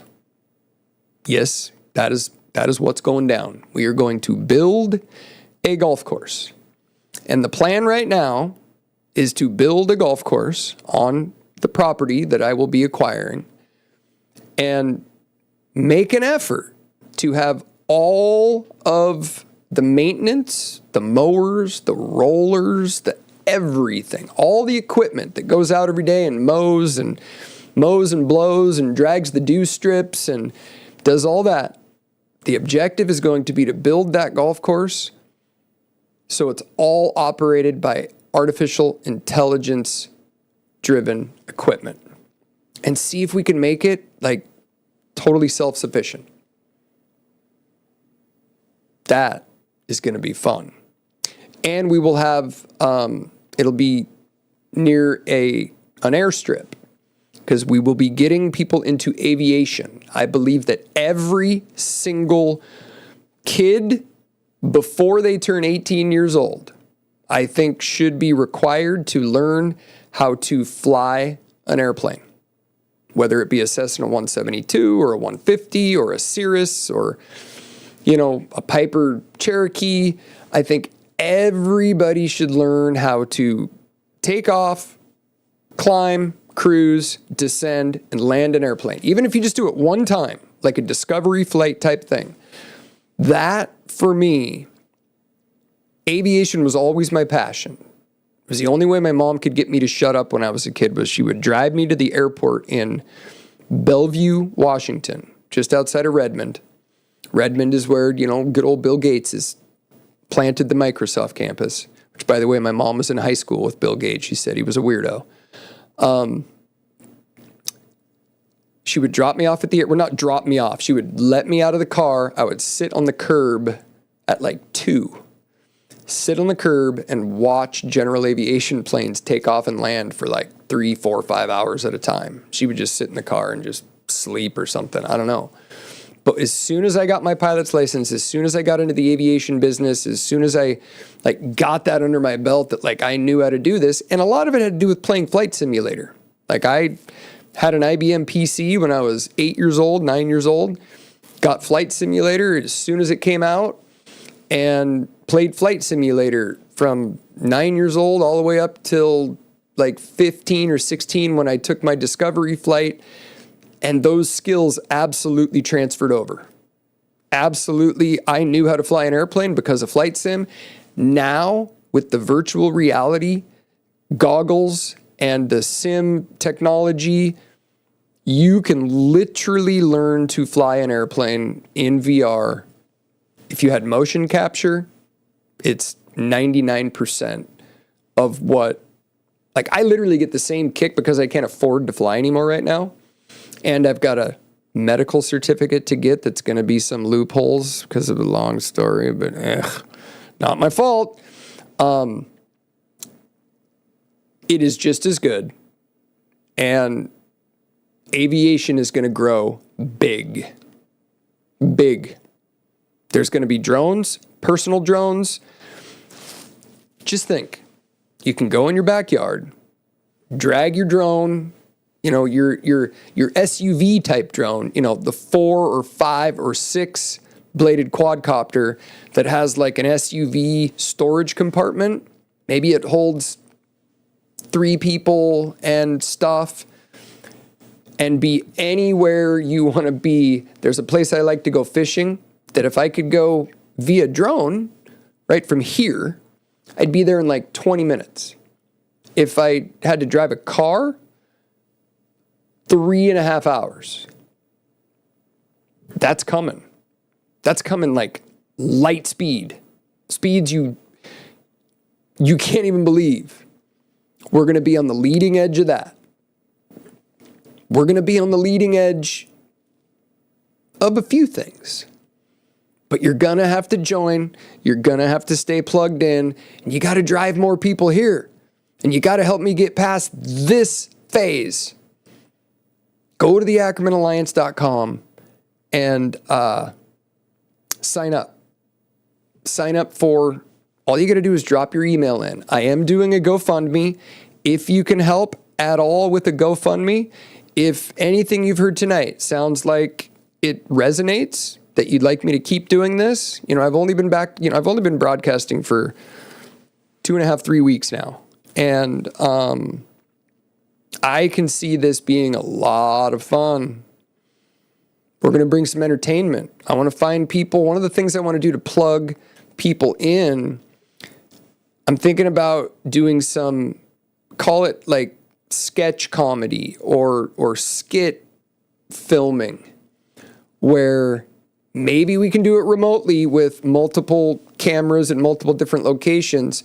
I'm going to try to put together, local groups of people, put out little 3, 4, 5, 6-page scripts that require, maybe 2 or 3 or 4 actors in a script, and put together groups that want to shoot some sketch comedy.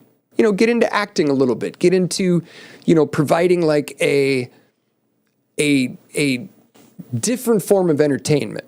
I mean, look at Tucker Carlson's building a network. I've tried to get a hold of him multiple times. I've sent them multiple emails. Of course, they're not going to get back to me. I'm a nobody. But I'm also going to build a media company. And whatever media we produce, that's where it's going. Network television is dead. It's over. It's done. Now, are the powers that be going to be taking over this new format, not if I can help it. But we're going to find things to shoot. Anybody can do it. I spent a year at USC Film School with my brother. He got in, I went and lived with him, made some connections down there, know some people. Not sure if even knowing those people is going to do any good because frankly, if you ask me, I think Hollywood's dropped the ball. Just drop the ball. There's going to be something that needs to fill that void. I love searching for talent. I love searching for people who want to do bigger things, better things, be better, be more positive. That's what this is all about. That's what we're going to do. If I sent you a direct link to this video, that means at some point we've crossed paths or we've met. Maybe we work together. I'm hoping you can help me blow this up. Not literally blow it up, but, make it bigger. Who am I? Well, let's just say I'm your typical American kid. If typical means growing up insecure, stuttering through sentences, dodging a critical mom, and watching dad hide in the shadows. High school kicked me out 2 weeks early for leaving campus with my girlfriend. One of these girls is her.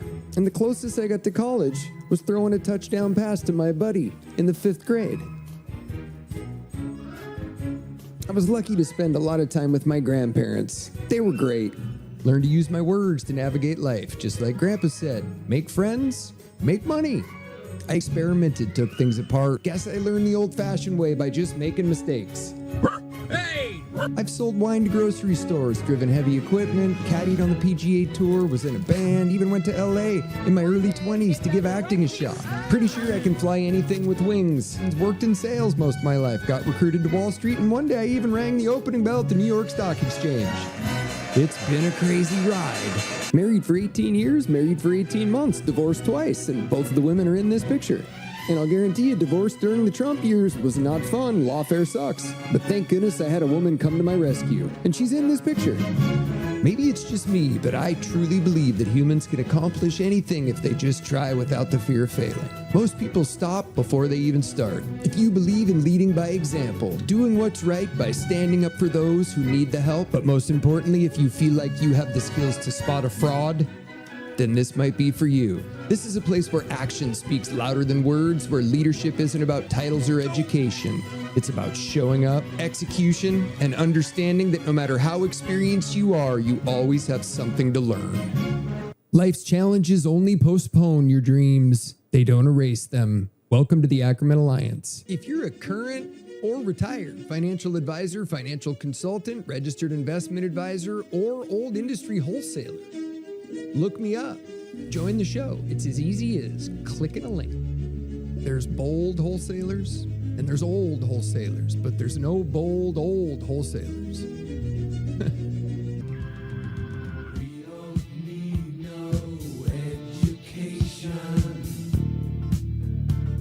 This is not a solicitation for business, nor is it an offer for investments. If you are a seasoned investment professional with a passion for aviation, golf, and excellence, we need to talk. Know someone who fits? Feel free to pass it along. Oh, yeah. So, let's do this. Let's literally do this. Welcome to the Ackerman Alliance Daily Show. Your daily dose of things you need to know, and probably some things you don't. And probably some things you don't. That's kind of, I'm not perfect. Who is perfect? It's going to be a rough road. It's going to be a rough road. But I want you to look to this channel. I want you to look to the Ackerman Alliance and what I am building here as a place you can go to get another opinion, where you can ask questions. I'll bring my experience. Last night we did a show, talked about Ray Dalio, a hedge fund manager who I've been following for a long time. He's a really smart guy. Tucker interviewed him. If you want to, go back and watch that broadcast. We're going to pay attention. I'm going to, as soon as I get things in order with what I can and can't do investment-wise, full disclosure, I do not manage any money whatsoever right now for anybody, retail, institutional, anything. There is no money being managed right now. It has been, I've kept it there for a reason. As soon as you start managing money and making investment decisions while you have a media outlet or a show of any sort, it can get complicated. And I don't want this to get too complicated. So I'm going to be careful there. And but as soon as I nail down what it is I can and can't do, I'm going to hopefully demystify a lot of things when it comes to Wall Street, when it comes to how private equity works, what a hedge fund manager is, what they aren't, what they are, what a lot of them claim to be but aren't. You know, was Bobby Axelrod a legitimate representation of a hedge fund manager? I got all sorts of stories. I got some stories. Let's put it this way. I've got some stories that I'm sure there's going to be some people who see this who are going to be wondering, oh my God, is he going to tell the story about me? Probably not. But you never know. You never know what might happen. I'm a risk taker. I've always been a risk taker. And this is a risk. I do have a job interview next week. Somebody found me through either the broadcast or just, you know, my LinkedIn profile. I get solicited for pretty good, high-paying jobs. Last one was last February.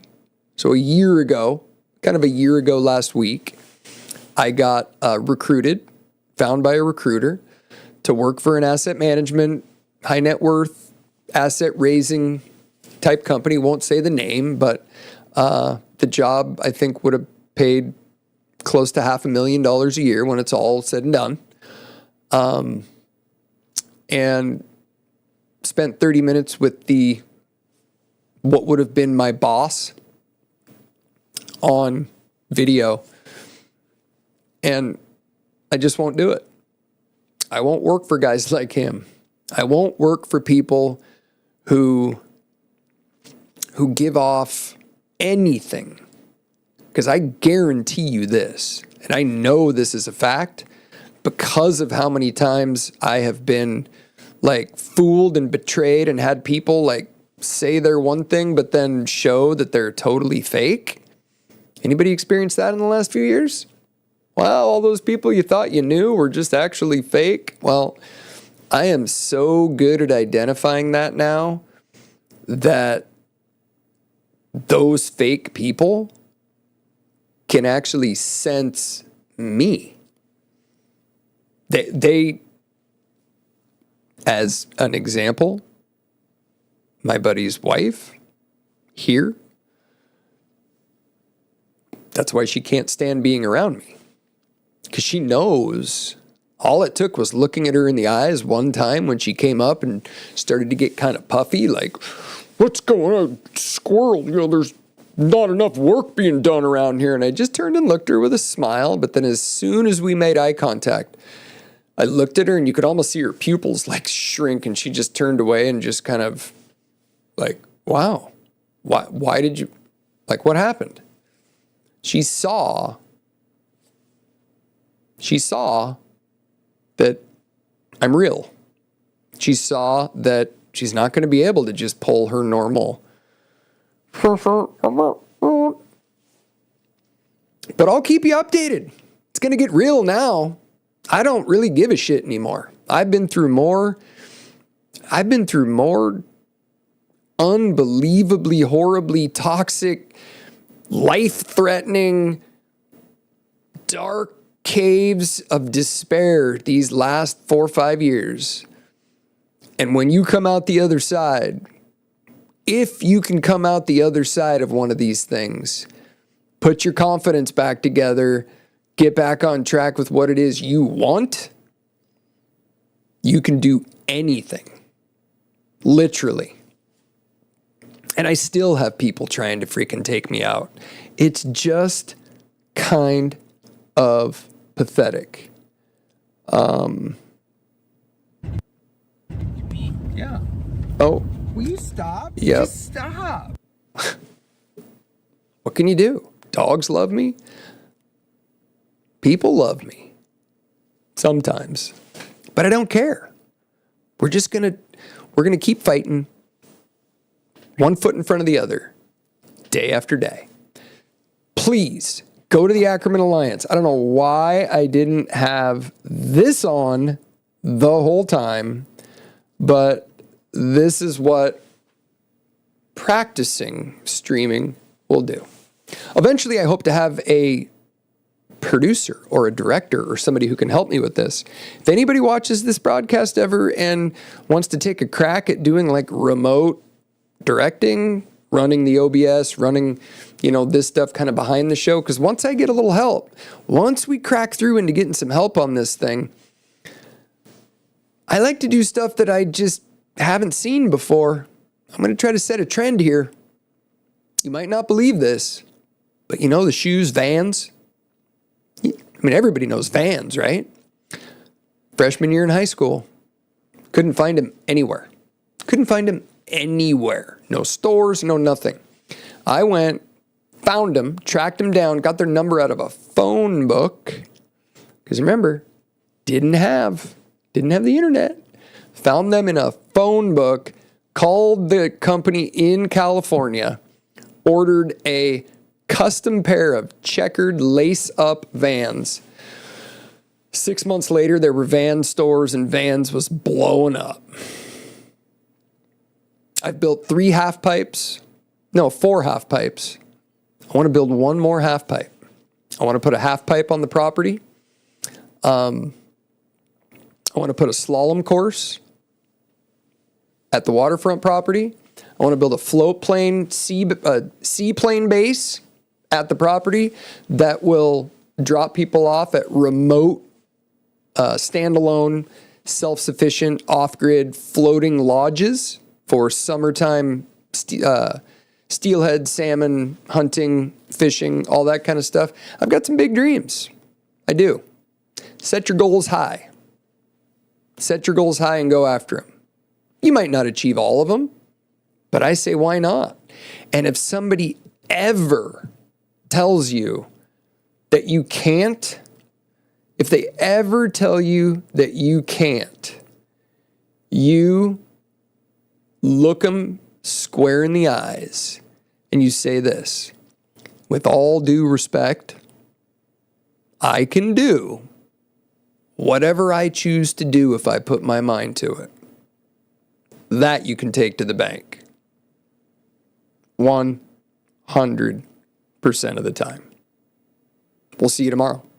If I sent you a direct link to this video, that means at some point we've crossed paths or we've met.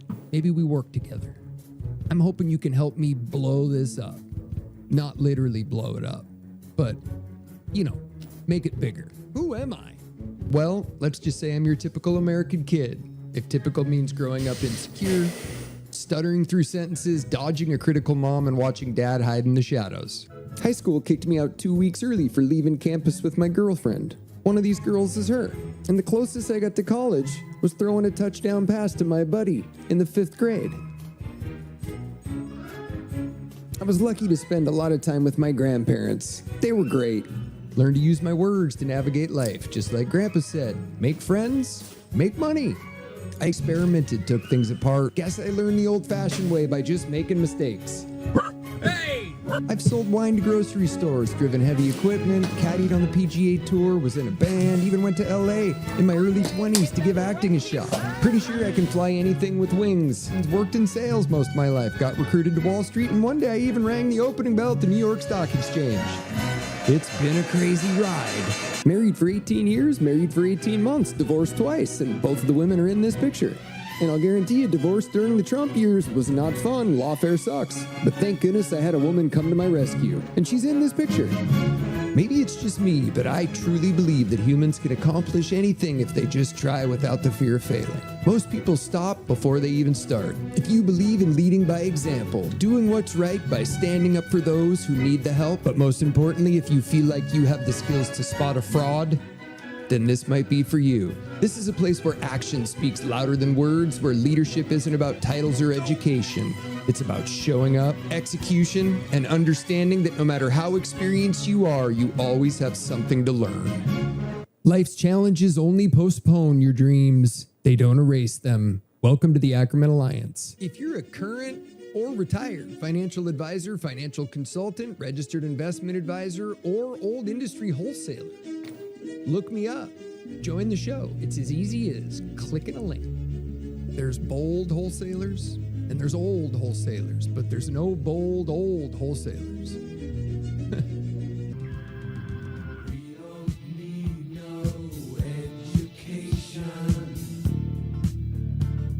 This is not a solicitation for business, nor is it an offer for investments. If you are a seasoned investment professional with a passion for aviation, golf, and excellence, we need to talk. Know someone who fits? Feel free to pass it along. For some time. So we got a lot of rot in here. And the key, or the trick, is going to be one, getting this to dry out, but also replacing enough of it that it's going to be decent. So this is the back side. We're gonna jack right here. Now, the jack is probably not completely necessary, but I'm still just gonna support those floorboards because that rotten board, this one is rotten about halfway up, and I can't really replace those. I mean, I could theoretically replace those, but I don't really want to, because that's just more mold and crap that I want to deal with. So that I knew that you were there for me. Time after time, well, they were there for me. Yeah, I remember yesterday walking hand in hand. Love letters in the sand. I remember you. I don't know. I just saw more people jump in. Is this something I should continue tonight, or should we blow through to tomorrow? I don't see any text, or I don't see any comments, anything. I will keep going. If somebody wants to let me know or say that I should, maybe, I don't know, maybe I'm getting some comments in the X stream. It looks like there's a few people in here. Comments, but, whoops, don't want to turn that on.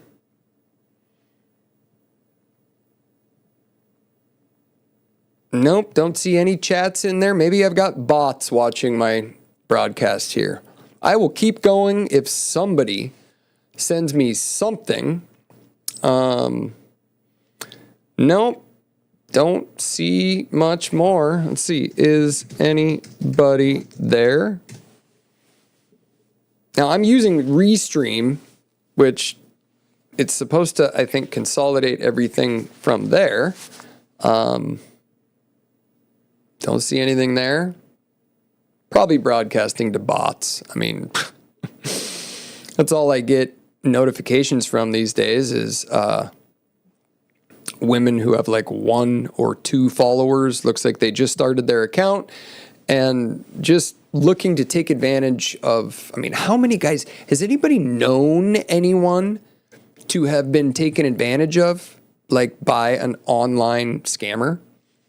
One of the people that I got involved with in the business I ran in 2016, smart dude, you know, in his, I think, late 60s now, really intelligent, like Marine Corps, Special Forces, but he got wrapped up with this woman online, said that he's visited her, went to Italy to see her, like made up this elaborate claim that it was his girlfriend, probably sent her close to $60,000 over 3 years.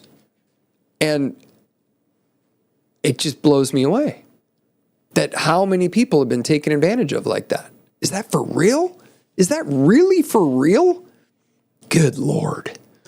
Anyway, well, I'm going to play this video one more time. Nope, not that one. Okay, well, tonight's broadcast. This one. is gonna be a jacket broadcast because it's so freaking cold in here. I just don't know what to do with myself. I put together a little something I'm just gonna play. It's not for somebody, so you've enjoyed.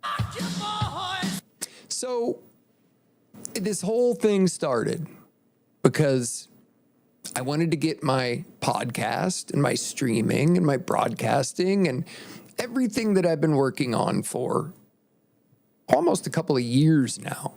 And I contacted an old buddy. He's been in the commercial real estate industry for a lot of years, since, my show was going to have a tilt towards finance, investments, helping.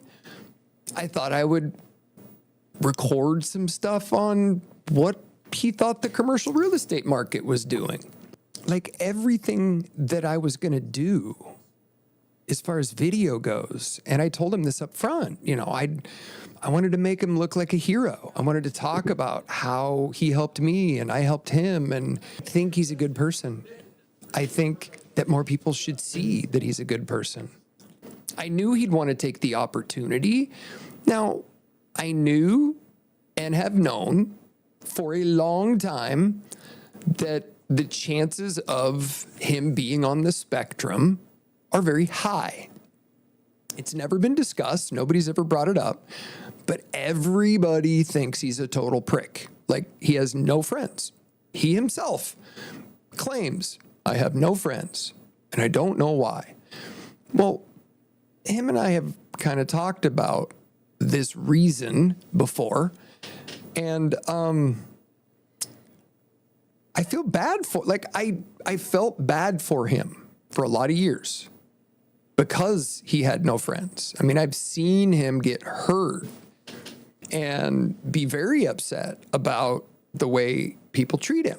And for years, I've tried to just kind of give him hints like, hey, I just, not one for free advice. I'm not trying to be like my mother-in-law here, but if you stop saying things that are so offensive, because it's weird. He has I think of it like Tourette's, but instead of foul language and just weird things coming out, it's like he's got Tourette's where just being a total prick just flips on a dime.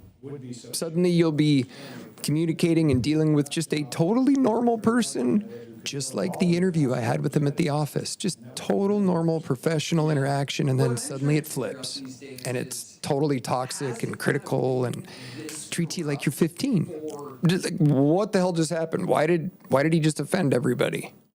What's going on? That's kind of the way he is. So it's hard. It's really freaking hard.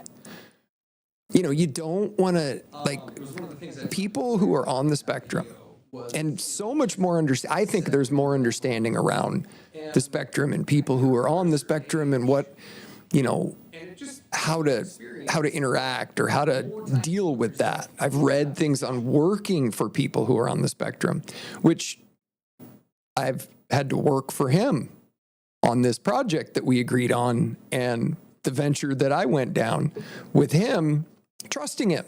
And I know he's a good dude. I do. I mean, but I'll be completely honest too. I've seen a lot of men in situations of elder financial abuse, women who are with them just to take the assets, of which he has a lot of. And I think those are for his kids. I don't know for a fact because you can't really look into somebody and really see, but based upon, his behavior over the last 30 years, I mean, he was a board member at the Boys and Girls Club for years. He likes to give back. He's a generous guy. He's not a stingy guy at all. But that also, my dad used to be a generous guy, or he's a generous guy when it suits him, but he's not. He'll pull it back when he wants to instill power. So I could be wrong, but turned out I worked with his brother. I think his brother's 7, 8 years younger. I worked with his brother at a firm back in 2007 to 2011. And we didn't know that. We didn't know it at the time. I didn't put the pieces together back then. But I soon figured it out, and I got a hold of his brother, and I said, look, I know this is going to sound really weird, but I got to know, is your brother, do you think your brother's a creep? Do you think he's a toxic narcissist or a sociopath? Just help me out here. And he assured me that everything that I was feeling about his nature was true, that he was a good guy. Now, if you have experience with people on the spectrum, you notice that they don't quite pick up on the same social cues. I mean, this dude is really funny. He has really funny one-liners, and he cracked one night, which made me laugh. I was genuinely laughing, gut laughing. But I noticed out of the corner of my eye that he was kind of looking at me thinking is he fucking with me? Is he making fun of me? If you have a good partner with a person like this, you get a better person. But if you don't have a good partner, if you have a toxic partner, if you have a partner who likes to destroy and divide and manipulate and slander and hide and triangulate and all that kind of nefarious BS, what you get, well, you know what you get. So that's what I was dealing with. That's what I am dealing with. And I have to navigate this really carefully. I mean, I don't want to hurt this guy. I don't want to hurt his marriage. I do think his life would be a lot better if he had somebody in his life who was genuinely just supportive and not controlling and manipulative. And, but hey, that's not my place. It's not my choice. Okay, I live in his space, in his rental, and these are just my opinions. They're observations, What I am giving here is an account of my experience dealing with him and her and how it's wronging me. And I've learned you got to create your own narrative ahead of time. I've been attacked too many times. We don't have a written agreement. We've known each other for 30 years, handshake, gentleman's agreement. And I know that even though he's telling me, oh no, this isn't coming from his wife, he truly just hates living with someone next door, and he hates all the help I give him, and he hates everything I'm doing right. He hates all the money he's saving on the construction. He hates all of the effort that I've put in on this, and my work is subpar, and that's just it. End of story. Has nothing to do with his wife. Nothing. I mean, am I just supposed to go, oh, okay, I'll just let you screw me? It has nothing to do with your wife, who won't speak with me, won't talk with me, won't converse, get to know me. She just avoids me. And she doesn't even live here. She's lives in California. She comes to visit a couple of weekends a month. That's it. We made a deal that I'd live here, do this work over the course of a year, no more, get all of his work done, get the house in the position it needs to be in, install an elevator shaft. They want to have an elevator for when they're old. We'll put it in. Get a bathroom in. These are things that I can save him 70%. Easy 70%. And I know he wants that. But his wife is saying no. Because she views me as a Republican, as a conservative. Now, how long should one have to deal with this before it's just BS? Seriously. That's the question. That's what I'm asking. Give me some support. Follow me. We're going to keep talking about this stuff. I'm going to I'm not trying to expose people, and I'm not trying to do damage to anything or anybody. All I'm trying to do is, one, save my efforts. I mean, she made him stop paying me. I mean, when is enough enough? I have been attacked, canceled, politically, just ruined. Probably more of my reputation is ruined than I even know from just people, I don't know what, jealous of me? Upset that I was successful, that I didn't go to college and I was successful.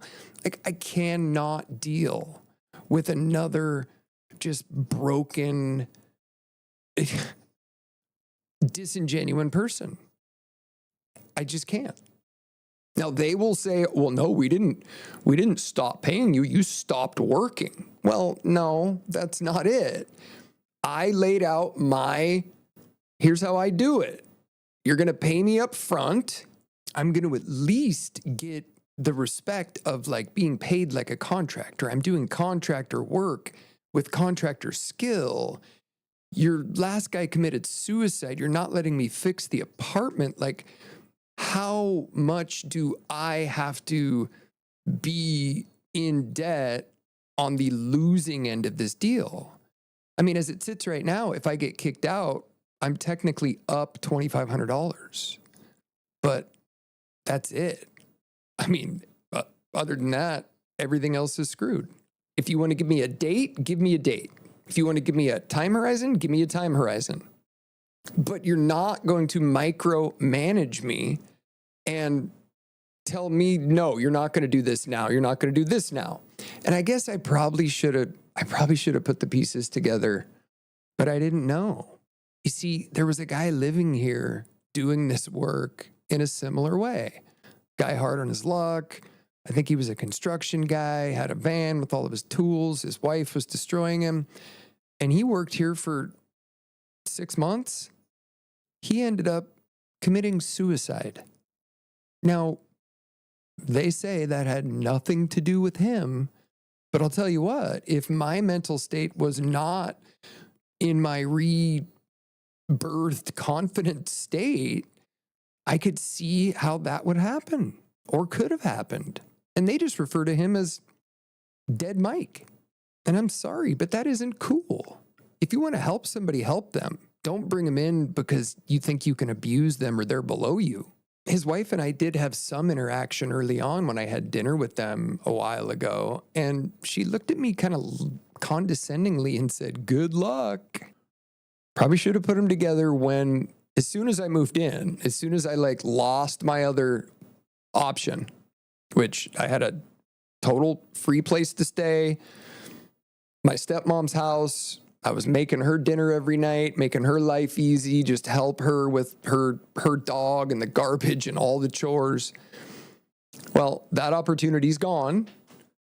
And I took this. Well, I didn't notice that the kitchen was almost unusable. The bathroom sink didn't work. The apartment needed work. And I made a suggestion. I made a proposal to them both. Hey, could I do a little work on the apartment to get it up to kind of a livable standard? It was just filthy. It's kind of like living a little bit in an abandoned shack, freezing cold. The heat really doesn't work on this side. There's no insulation. And immediately out of the gates, they both looked at the proposal and just said, bullshit, nope. You're not getting any money up front. You're getting paid hourly, turn in your hours, da-da-da-da-da. And I was like, no. Huh? No. Didn't we discuss this? You wanted to help me. I help you. You help me. I'm going to work the hours. If you don't want to pay me all up front, okay. So we decided to go $5,000. He'd give me a check for $5,000. I would work, get the work done. make progress, keep track of the hours. Everything is kept in an Excel spreadsheet, all the jobs, all the details, all the hours worked, all the days, full transparency. I get up here and do this work from 4:30 a.m.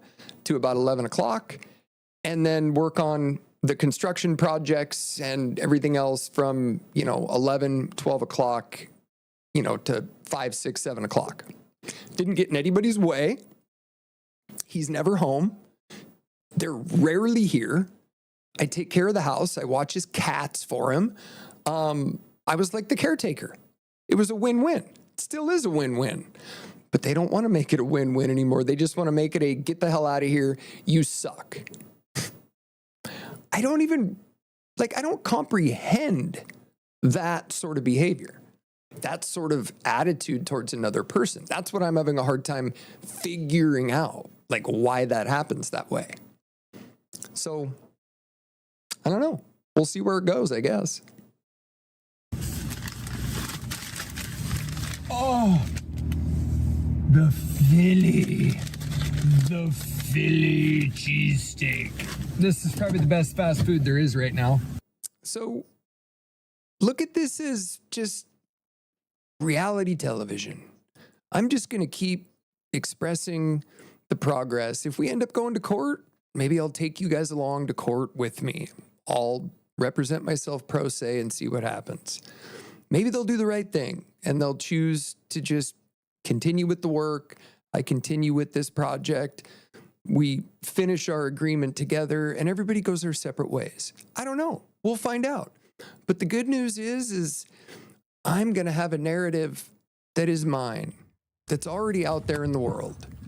And nobody gets to twist it on me. Yeah. Nobody gets to change the story. Because that's all that's happened to me over the past 5-6 years. And I'm done.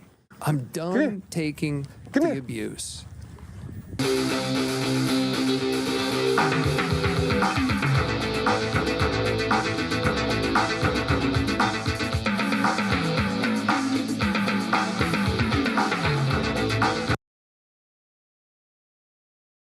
Still here.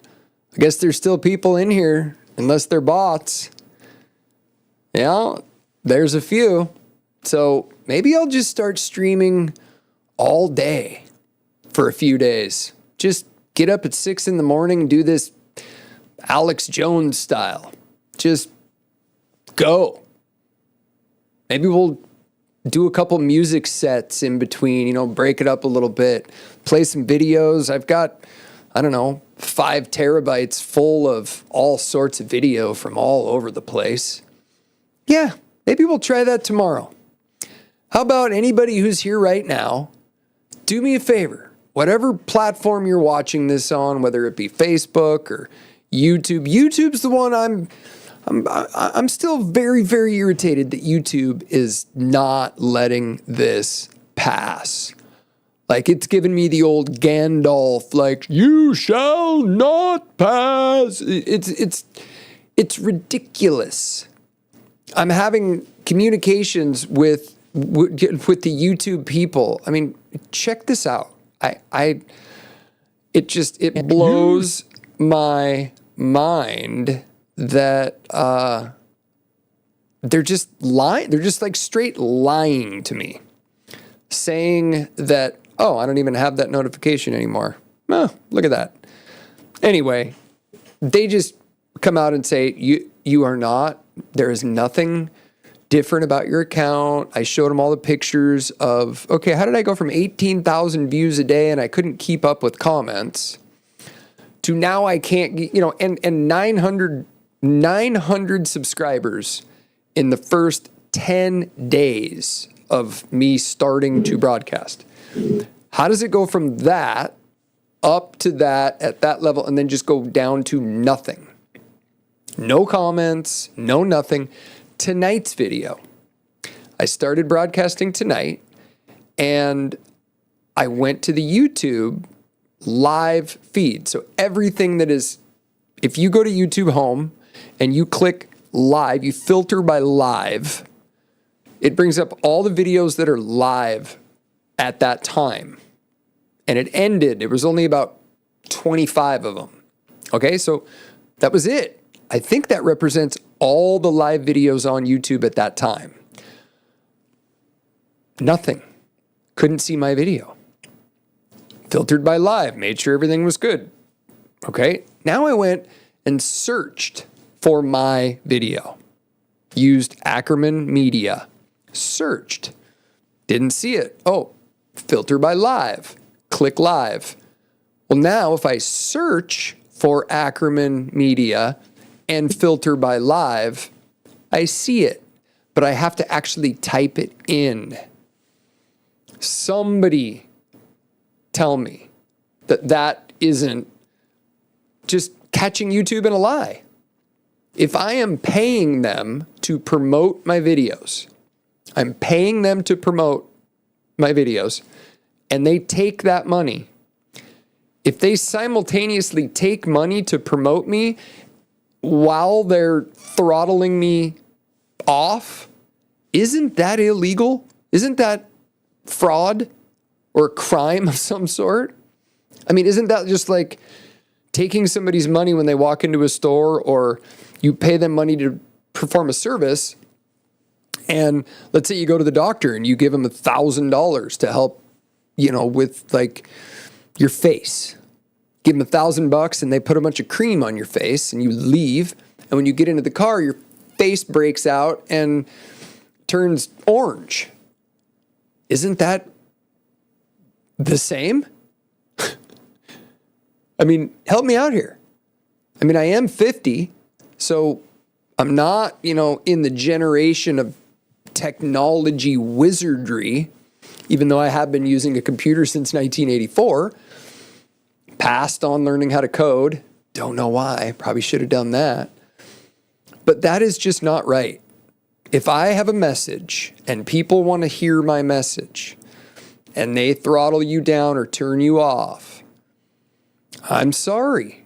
You will not find very much sympathy from me with everything that's going on right now with Trump's cabinet members being appointed and all these people just slandering them and telling them they're horrible people and they're unqualified. You will not find any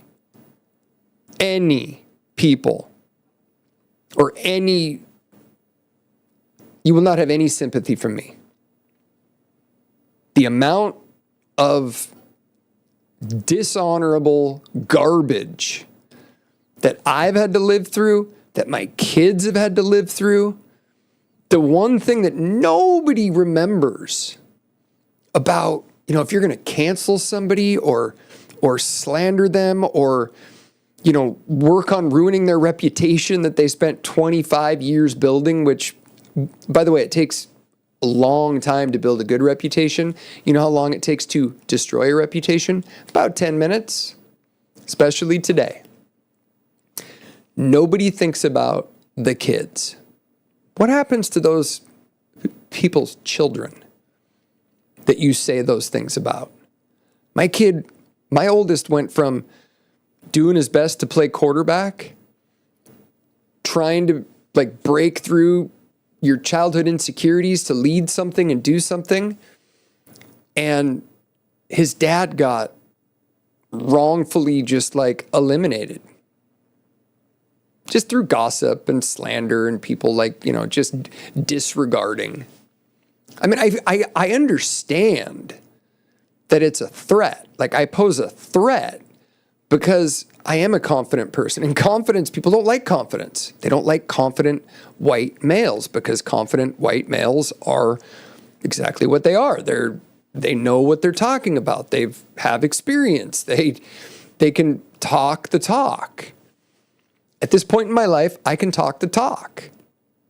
I can manage a portfolio. I can evaluate the markets and make good investment decisions and know what I'm doing and know what disinformation and misinformation is and can spot a fraud a mile away. That freaks people out. And it shouldn't. That's where we've landed. That's what we got to dig ourselves out of. We got to dig ourselves out of that hole. I would love to be in a relationship again someday. I loved the relationships that I have with women. I actually do kind of miss sex a little bit, but I would happily never have sex again if it means just never having to be involved in a manipulative triangulation game of who's in control. It's not worth it. It's just not.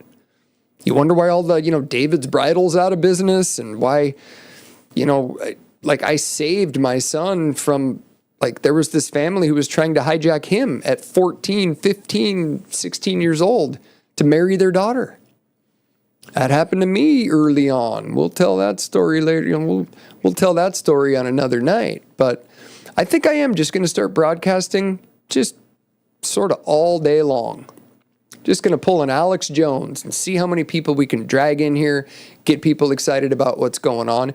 And then if we can find the right people, if we can find the right amount of support, if we can get the support on some of the other platforms, that is something that can be monetized and taken to the next level. I'm not looking to make money with my monetization. In fact, if we can monetize this, I'm thinking about taking all proceeds that come from the monetization of anything that's done via the media platform, and anybody who follows or brings people here or grows this, I'm going to find a way to see if I can just distribute those revenue assets from the media project to all the supporters. So think of it kind of like a little network marketing, I guess. I will make first of all, I'm not married. I've already had my kids. I'm never going to buy a big house again or a fancy car. I don't need things. I could live out of a van. I could do van life. The rest of my days are going to be spent traveling, broadcasting, helping people, working with clients, managing investments, and I've never been so clear in my life. And I'm ready to share everything, the whole experience, the whole deal. I'm not going to broadcast like all of my life, but I will broadcast the highs and lows. We'll build this together. If I need to build any corporations or put together any companies, I'll walk everybody through how I'm doing everything. How I put together a Regulation D hedge fund. How I organize a business. How we build it from scratch and make it work. I want everybody to learn from this. I learned so much from my grandparents. The time I spent with my grandfather working in the orchards and driving tractors and working on tractors and motorcycles and getting dropped off at my crazy uncle's house to learn about porn and automatic weapons. We need mentors. We need people who are going to keep that generation. I am the bridge to the generation that came before, that a lot of people will never know, the World War II generation, the good people that fought for our country and died for our country. I'm that connection. I'm going to try to be that connection. Call it sappy, call it corny. Call it whatever you want. I've taken so much abuse over the years. My mother was a toxic alcoholic. She was nothing but criticism. Nothing but you can't. My dad's a gambling, now alcoholic, full-on narcissist, and has been sabotaging me my entire life while pretending to help me. It's really quite sick. We're going to work with estate planners. I do not want to see another person be financially abused in their old age. I want to call people out. I want to be ready to jump and go and provide support and help to people who need it when they need it. That might not make sense now. And But that's just who I am. I will jump to help somebody. It got me burned. It got me burned in 2015. That was actually a catalyst for me wanting to help somebody. I helped a friend who I hadn't known for very long. He, at the time, was a professional athlete, and he couldn't figure out why, like, he felt like somebody was stealing money. And I sat down with him and his wife, trying to figure out, like, okay, what's going on? Well, it turned out his agent was screwing him. Turned out his tax people were screwing him. Turned out his sponsor was screwing him. He was getting screwed left and right. So I was helping them find, like, okay, we got to figure this out. Let's lock this down. Turned out his wife was the one screwing him in more ways than one. She was stealing the money, and she was gambling it. And I sensed that, but I caught on to it one night when we were at the kitchen table looking through some documents, and she started treating him just like an idiot, like a dog, started talking down to him, belittling him, criticizing him. And I immediately went, uh-oh, I think I know what's going on here. And all I did was just expose that. As soon as I figured out that was the case, as soon as I went, oh shit, this is an interfamily thing, I said, buddy, I wish you the best. I got to punch out. Good luck. At least you know what's going on now. And I got a call from his wife, and she basically told me that she's coming after me. And she spread rumors and slander, and suddenly people I'd see at the club that, I've been friends with or said, just acquaintances with, suddenly people started not wanting to talk to me or just turning their back. She just started spreading that venom. Then my wife divorced me. Then the football coach's wife jumped in. Then it just got out of control. I was working so hard I couldn't do anything about it. I was trying to save a business for a group of people that I considered family, friends, and that's when we all found out that we had such a political divide. I was never even into politics, and all hell broke loose. But I got married. And oh my God, everything changed. I'll play that real quick. Hopefully I can find it. When I met, so I signed my divorce in 2017, July of 2017. I went on a trip with a client January of 2018. And when I got there, I ran into a person in the bar, and it was, no, I might not even be able to find it. If I can't find it, no, I'll give it one more try. Oh, I think I found it. Oh, so this, whoops. This is what happened to me when I went on that trip and fell in love. You don't plan to fall in love. I was on a work trip when I first laid eyes on her. I was technically with clients. I'd been traveling all day. I smelled bad. I was tired. Literally, as I was coming up with my early to bed excuse, she walked in. And just like that, my whole plan fell apart. She had that kind of effortless presence, the kind that makes you forget how badly you need a shower. We locked eyes the instant she walked in, and I immediately thought, she has to be married. And then she looked at me, and I swear either time slowed down or I was experiencing the early stages of a stroke. I couldn't take my eyes off her. My thoughts were in light speed. I just finalized a divorce after 19 years. She's probably married anyway. She probably has kids. What if she's crazy? I haven't dated in 20 plus years.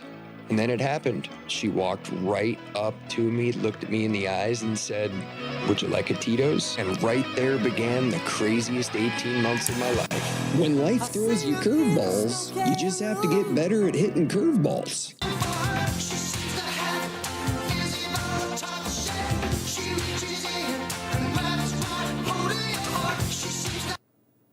That's how it happened. Just like that. My life just like fork in the road. Everything, like the stars aligned. I felt like, oh my God, we have been on a trajectory to meet one another for the last 45 years.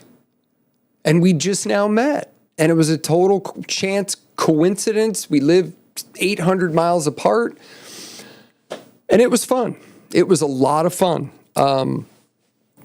She is. I mean, she will always be my one.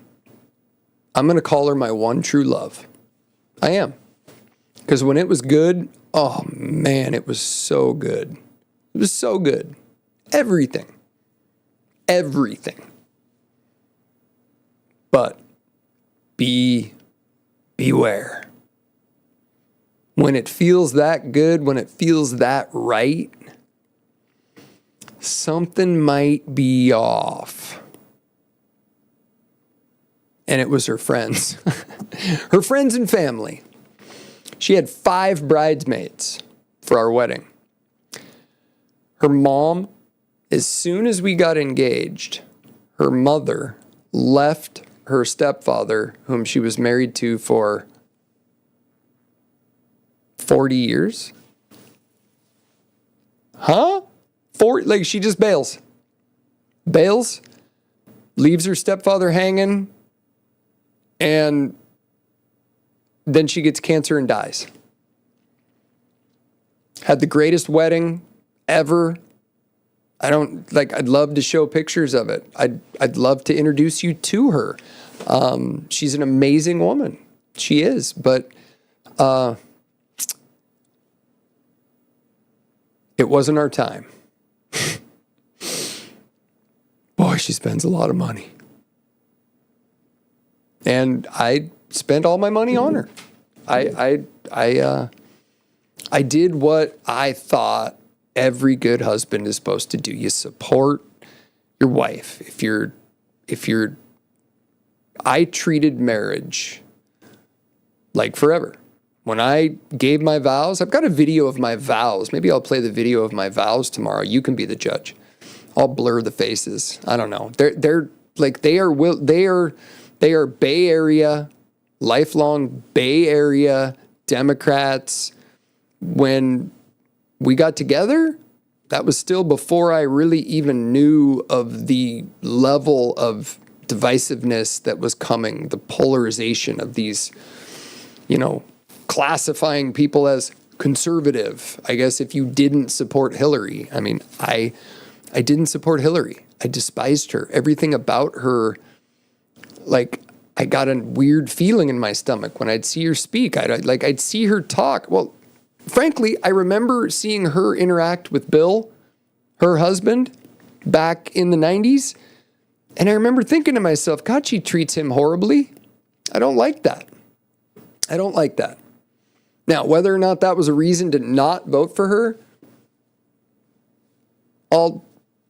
who gives a shit? I didn't like her.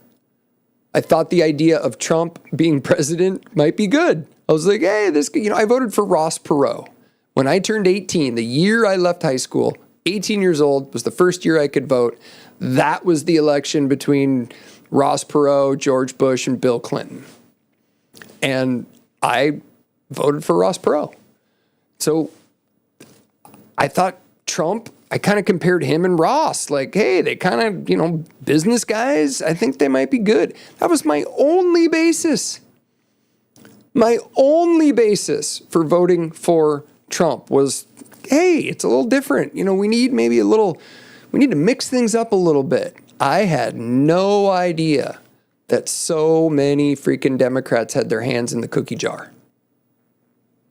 Now, should that continue? Should hands in the cookie jars continue?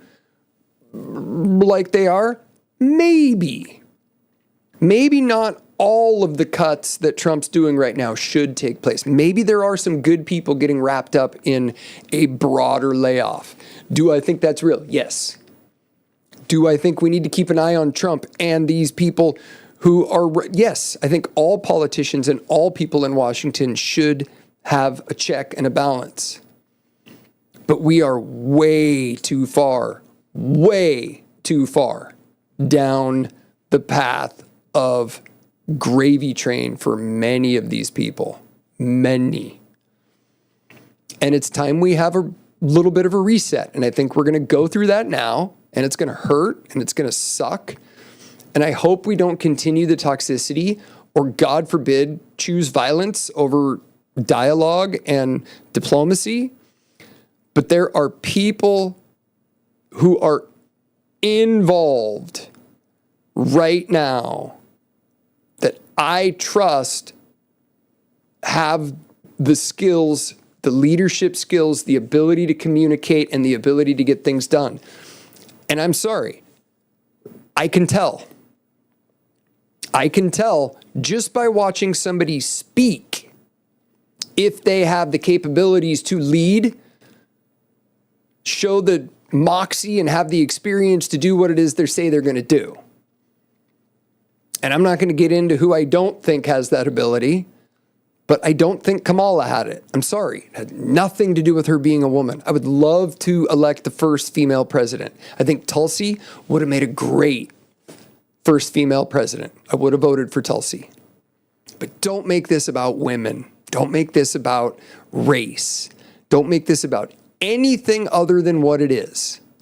Competence, confidence, ability, experience, knowledge, and just knowing what's going on. And we're going to inject a little bit of that. And if anybody has problems with that, if anybody wants to just I want to bring people into this show. I want to encourage others and more people to start broadcasting. Put yourself up. Get yourself on a screen. Talk to the camera. It's hard. It is. You feel like people are going to see the real you. Crush your ego. Start crumpling up that ego and throw it away. Accept who you are. What you can do. How much you care. Don't get fooled by the virtue signalers. People who have overly sensitive virtues. Oh, the people are unsafe. That is phony. It's totally phony. Genuine. That's what we need to do. Genuine. So, tomorrow. I think I'll start broadcasting tomorrow at 2 o'clock. 2 o'clock Pacific time. YouTube, X, Rumble. Going to Facebook. I don't know. I'm going to go everywhere. I'd like to, I really do see this probably just end up one day just being on X. I wish X would upgrade their streaming platform per se. I love YouTube. I've loved it for years, but if YouTube's just going to not play the game, if they're going to silence and suppress and just, squash people, well, then God damn it, YouTube just won't get me soon. They won't get to partake in all of the things that I want to build and I want to help others build. Because this isn't about just me. This is about giving so many others the confidence to do what they want to do. I stuttered and saw a speech therapist until I was 12 years old, I think. Stuttered horribly bad. It was my biggest fear of having to spit sentences out in front of people because I would get hung up to the point where I would just look like a freak. And skip school on the days I'd have to give a book report, wouldn't do it. Just wouldn't do it. was criticized my entire life. Well, I got out of that. I found a way to get out of that and be myself. It took mentors. It took people identifying in me the talent and the potential, and then positioning me to take advantage of my skills and then set the bird free.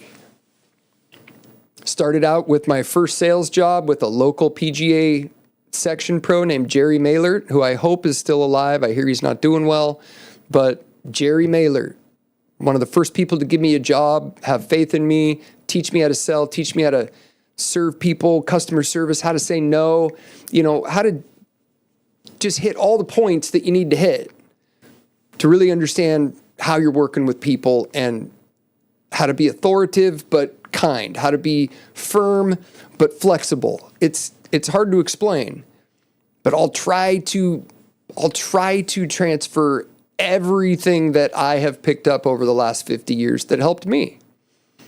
Because could we use a little more confidence? Yes. The only thing I do not allow is toxicity. No toxic. No just slanderous name calling. You can come on and debate me. You can come on and tell me I'm wrong. You can come on and say, nope, I think you're totally wrong. I think you are wrong. But you don't get to come on the show or, just name call, slander, criticize openly for, like, it's just a waste of energy, a waste. And anybody who still is just criticizing Trump or any of his picks, or anybody just by calling, like, repeated name calling, I'm sorry, but you're not intelligent enough to come up with something productive and critical. If you are, show me. Stop the name calling. Throw something out there that shows that your critical mind is thinking forward and thinking solution, and not thinking shove others down to elevate yourself. Because that is not the way to do it. Oops. Anyway, that is about it for tonight. I'll see you guys tomorrow at 2 o'clock. Show back up. Bring some people. Send some invites out. Shoot me some comments. Like, follow, subscribe. Anywhere you can, wherever you're watching this. The support you give is going to get me through to the next step. And it'll pay off for you guys because, like I said, the early subscribers, the early Alliance members, the early participants, I'm just going to try to find a way to get all of the revenue from streaming just distributed to the people who follow and take part in helping me get this off the ground, and just helping reunite. Let's do something cool. Let's show the world that the United States is not just full of racist, misogynistic scumbags. Deal? Let's do it. Until the next time, folks, we'll talk to you later. If I sent you a direct link to this video, that means at some point we've crossed paths, or we've met. Maybe we work together. I'm hoping you can help me blow this up. Not literally blow it up, but, make it bigger. Who am I? Well, let's just say I'm your typical American kid. If typical means growing up insecure, stuttering through sentences, dodging a critical mom, and watching dad hide in the shadows. High school kicked me out 2 weeks early for leaving campus with my girlfriend. One of these girls is her. And the closest I got to college was throwing a touchdown pass to my buddy in the 5th grade. I was lucky to spend a lot of time with my grandparents. They were great. Learned to use my words to navigate life, just like Grandpa said. Make friends, make money. I experimented, took things apart. Guess I learned the old-fashioned way by just making mistakes. I've sold wine to grocery stores, driven heavy equipment, caddied on the PGA Tour, was in a band, even went to LA in my early 20s to give acting a shot. Pretty sure I can fly anything with wings. Worked in sales most of my life, got recruited to Wall Street, and one day I even rang the opening bell at the New York Stock Exchange. It's been a crazy ride. Married for 18 years, married for 18 months, divorced twice, and both of the women are in this picture. And I'll guarantee you divorce during the Trump years was not fun. Lawfare sucks. But thank goodness I had a woman come to my rescue. And she's in this picture. Maybe it's just me, but I truly believe that humans can accomplish anything if they just try without the fear of failing. Most people stop before they even start. If you believe in leading by example, doing what's right by standing up for those who need the help, but most importantly, if you feel like you have the skills to spot a fraud, then this might be for you. This is a place where action speaks louder than words, where leadership isn't about titles or education. It's about showing up, execution, and understanding that no matter how experienced you are, you always have something to learn. Life's challenges only postpone your dreams. They don't erase them. Welcome to the Ackerman Alliance. If you're a current or retired financial advisor, financial consultant, registered investment advisor, or old industry wholesaler, look me up. Join the show. It's as easy as clicking a link. There's bold wholesalers and there's old wholesalers, but there's no bold old wholesalers.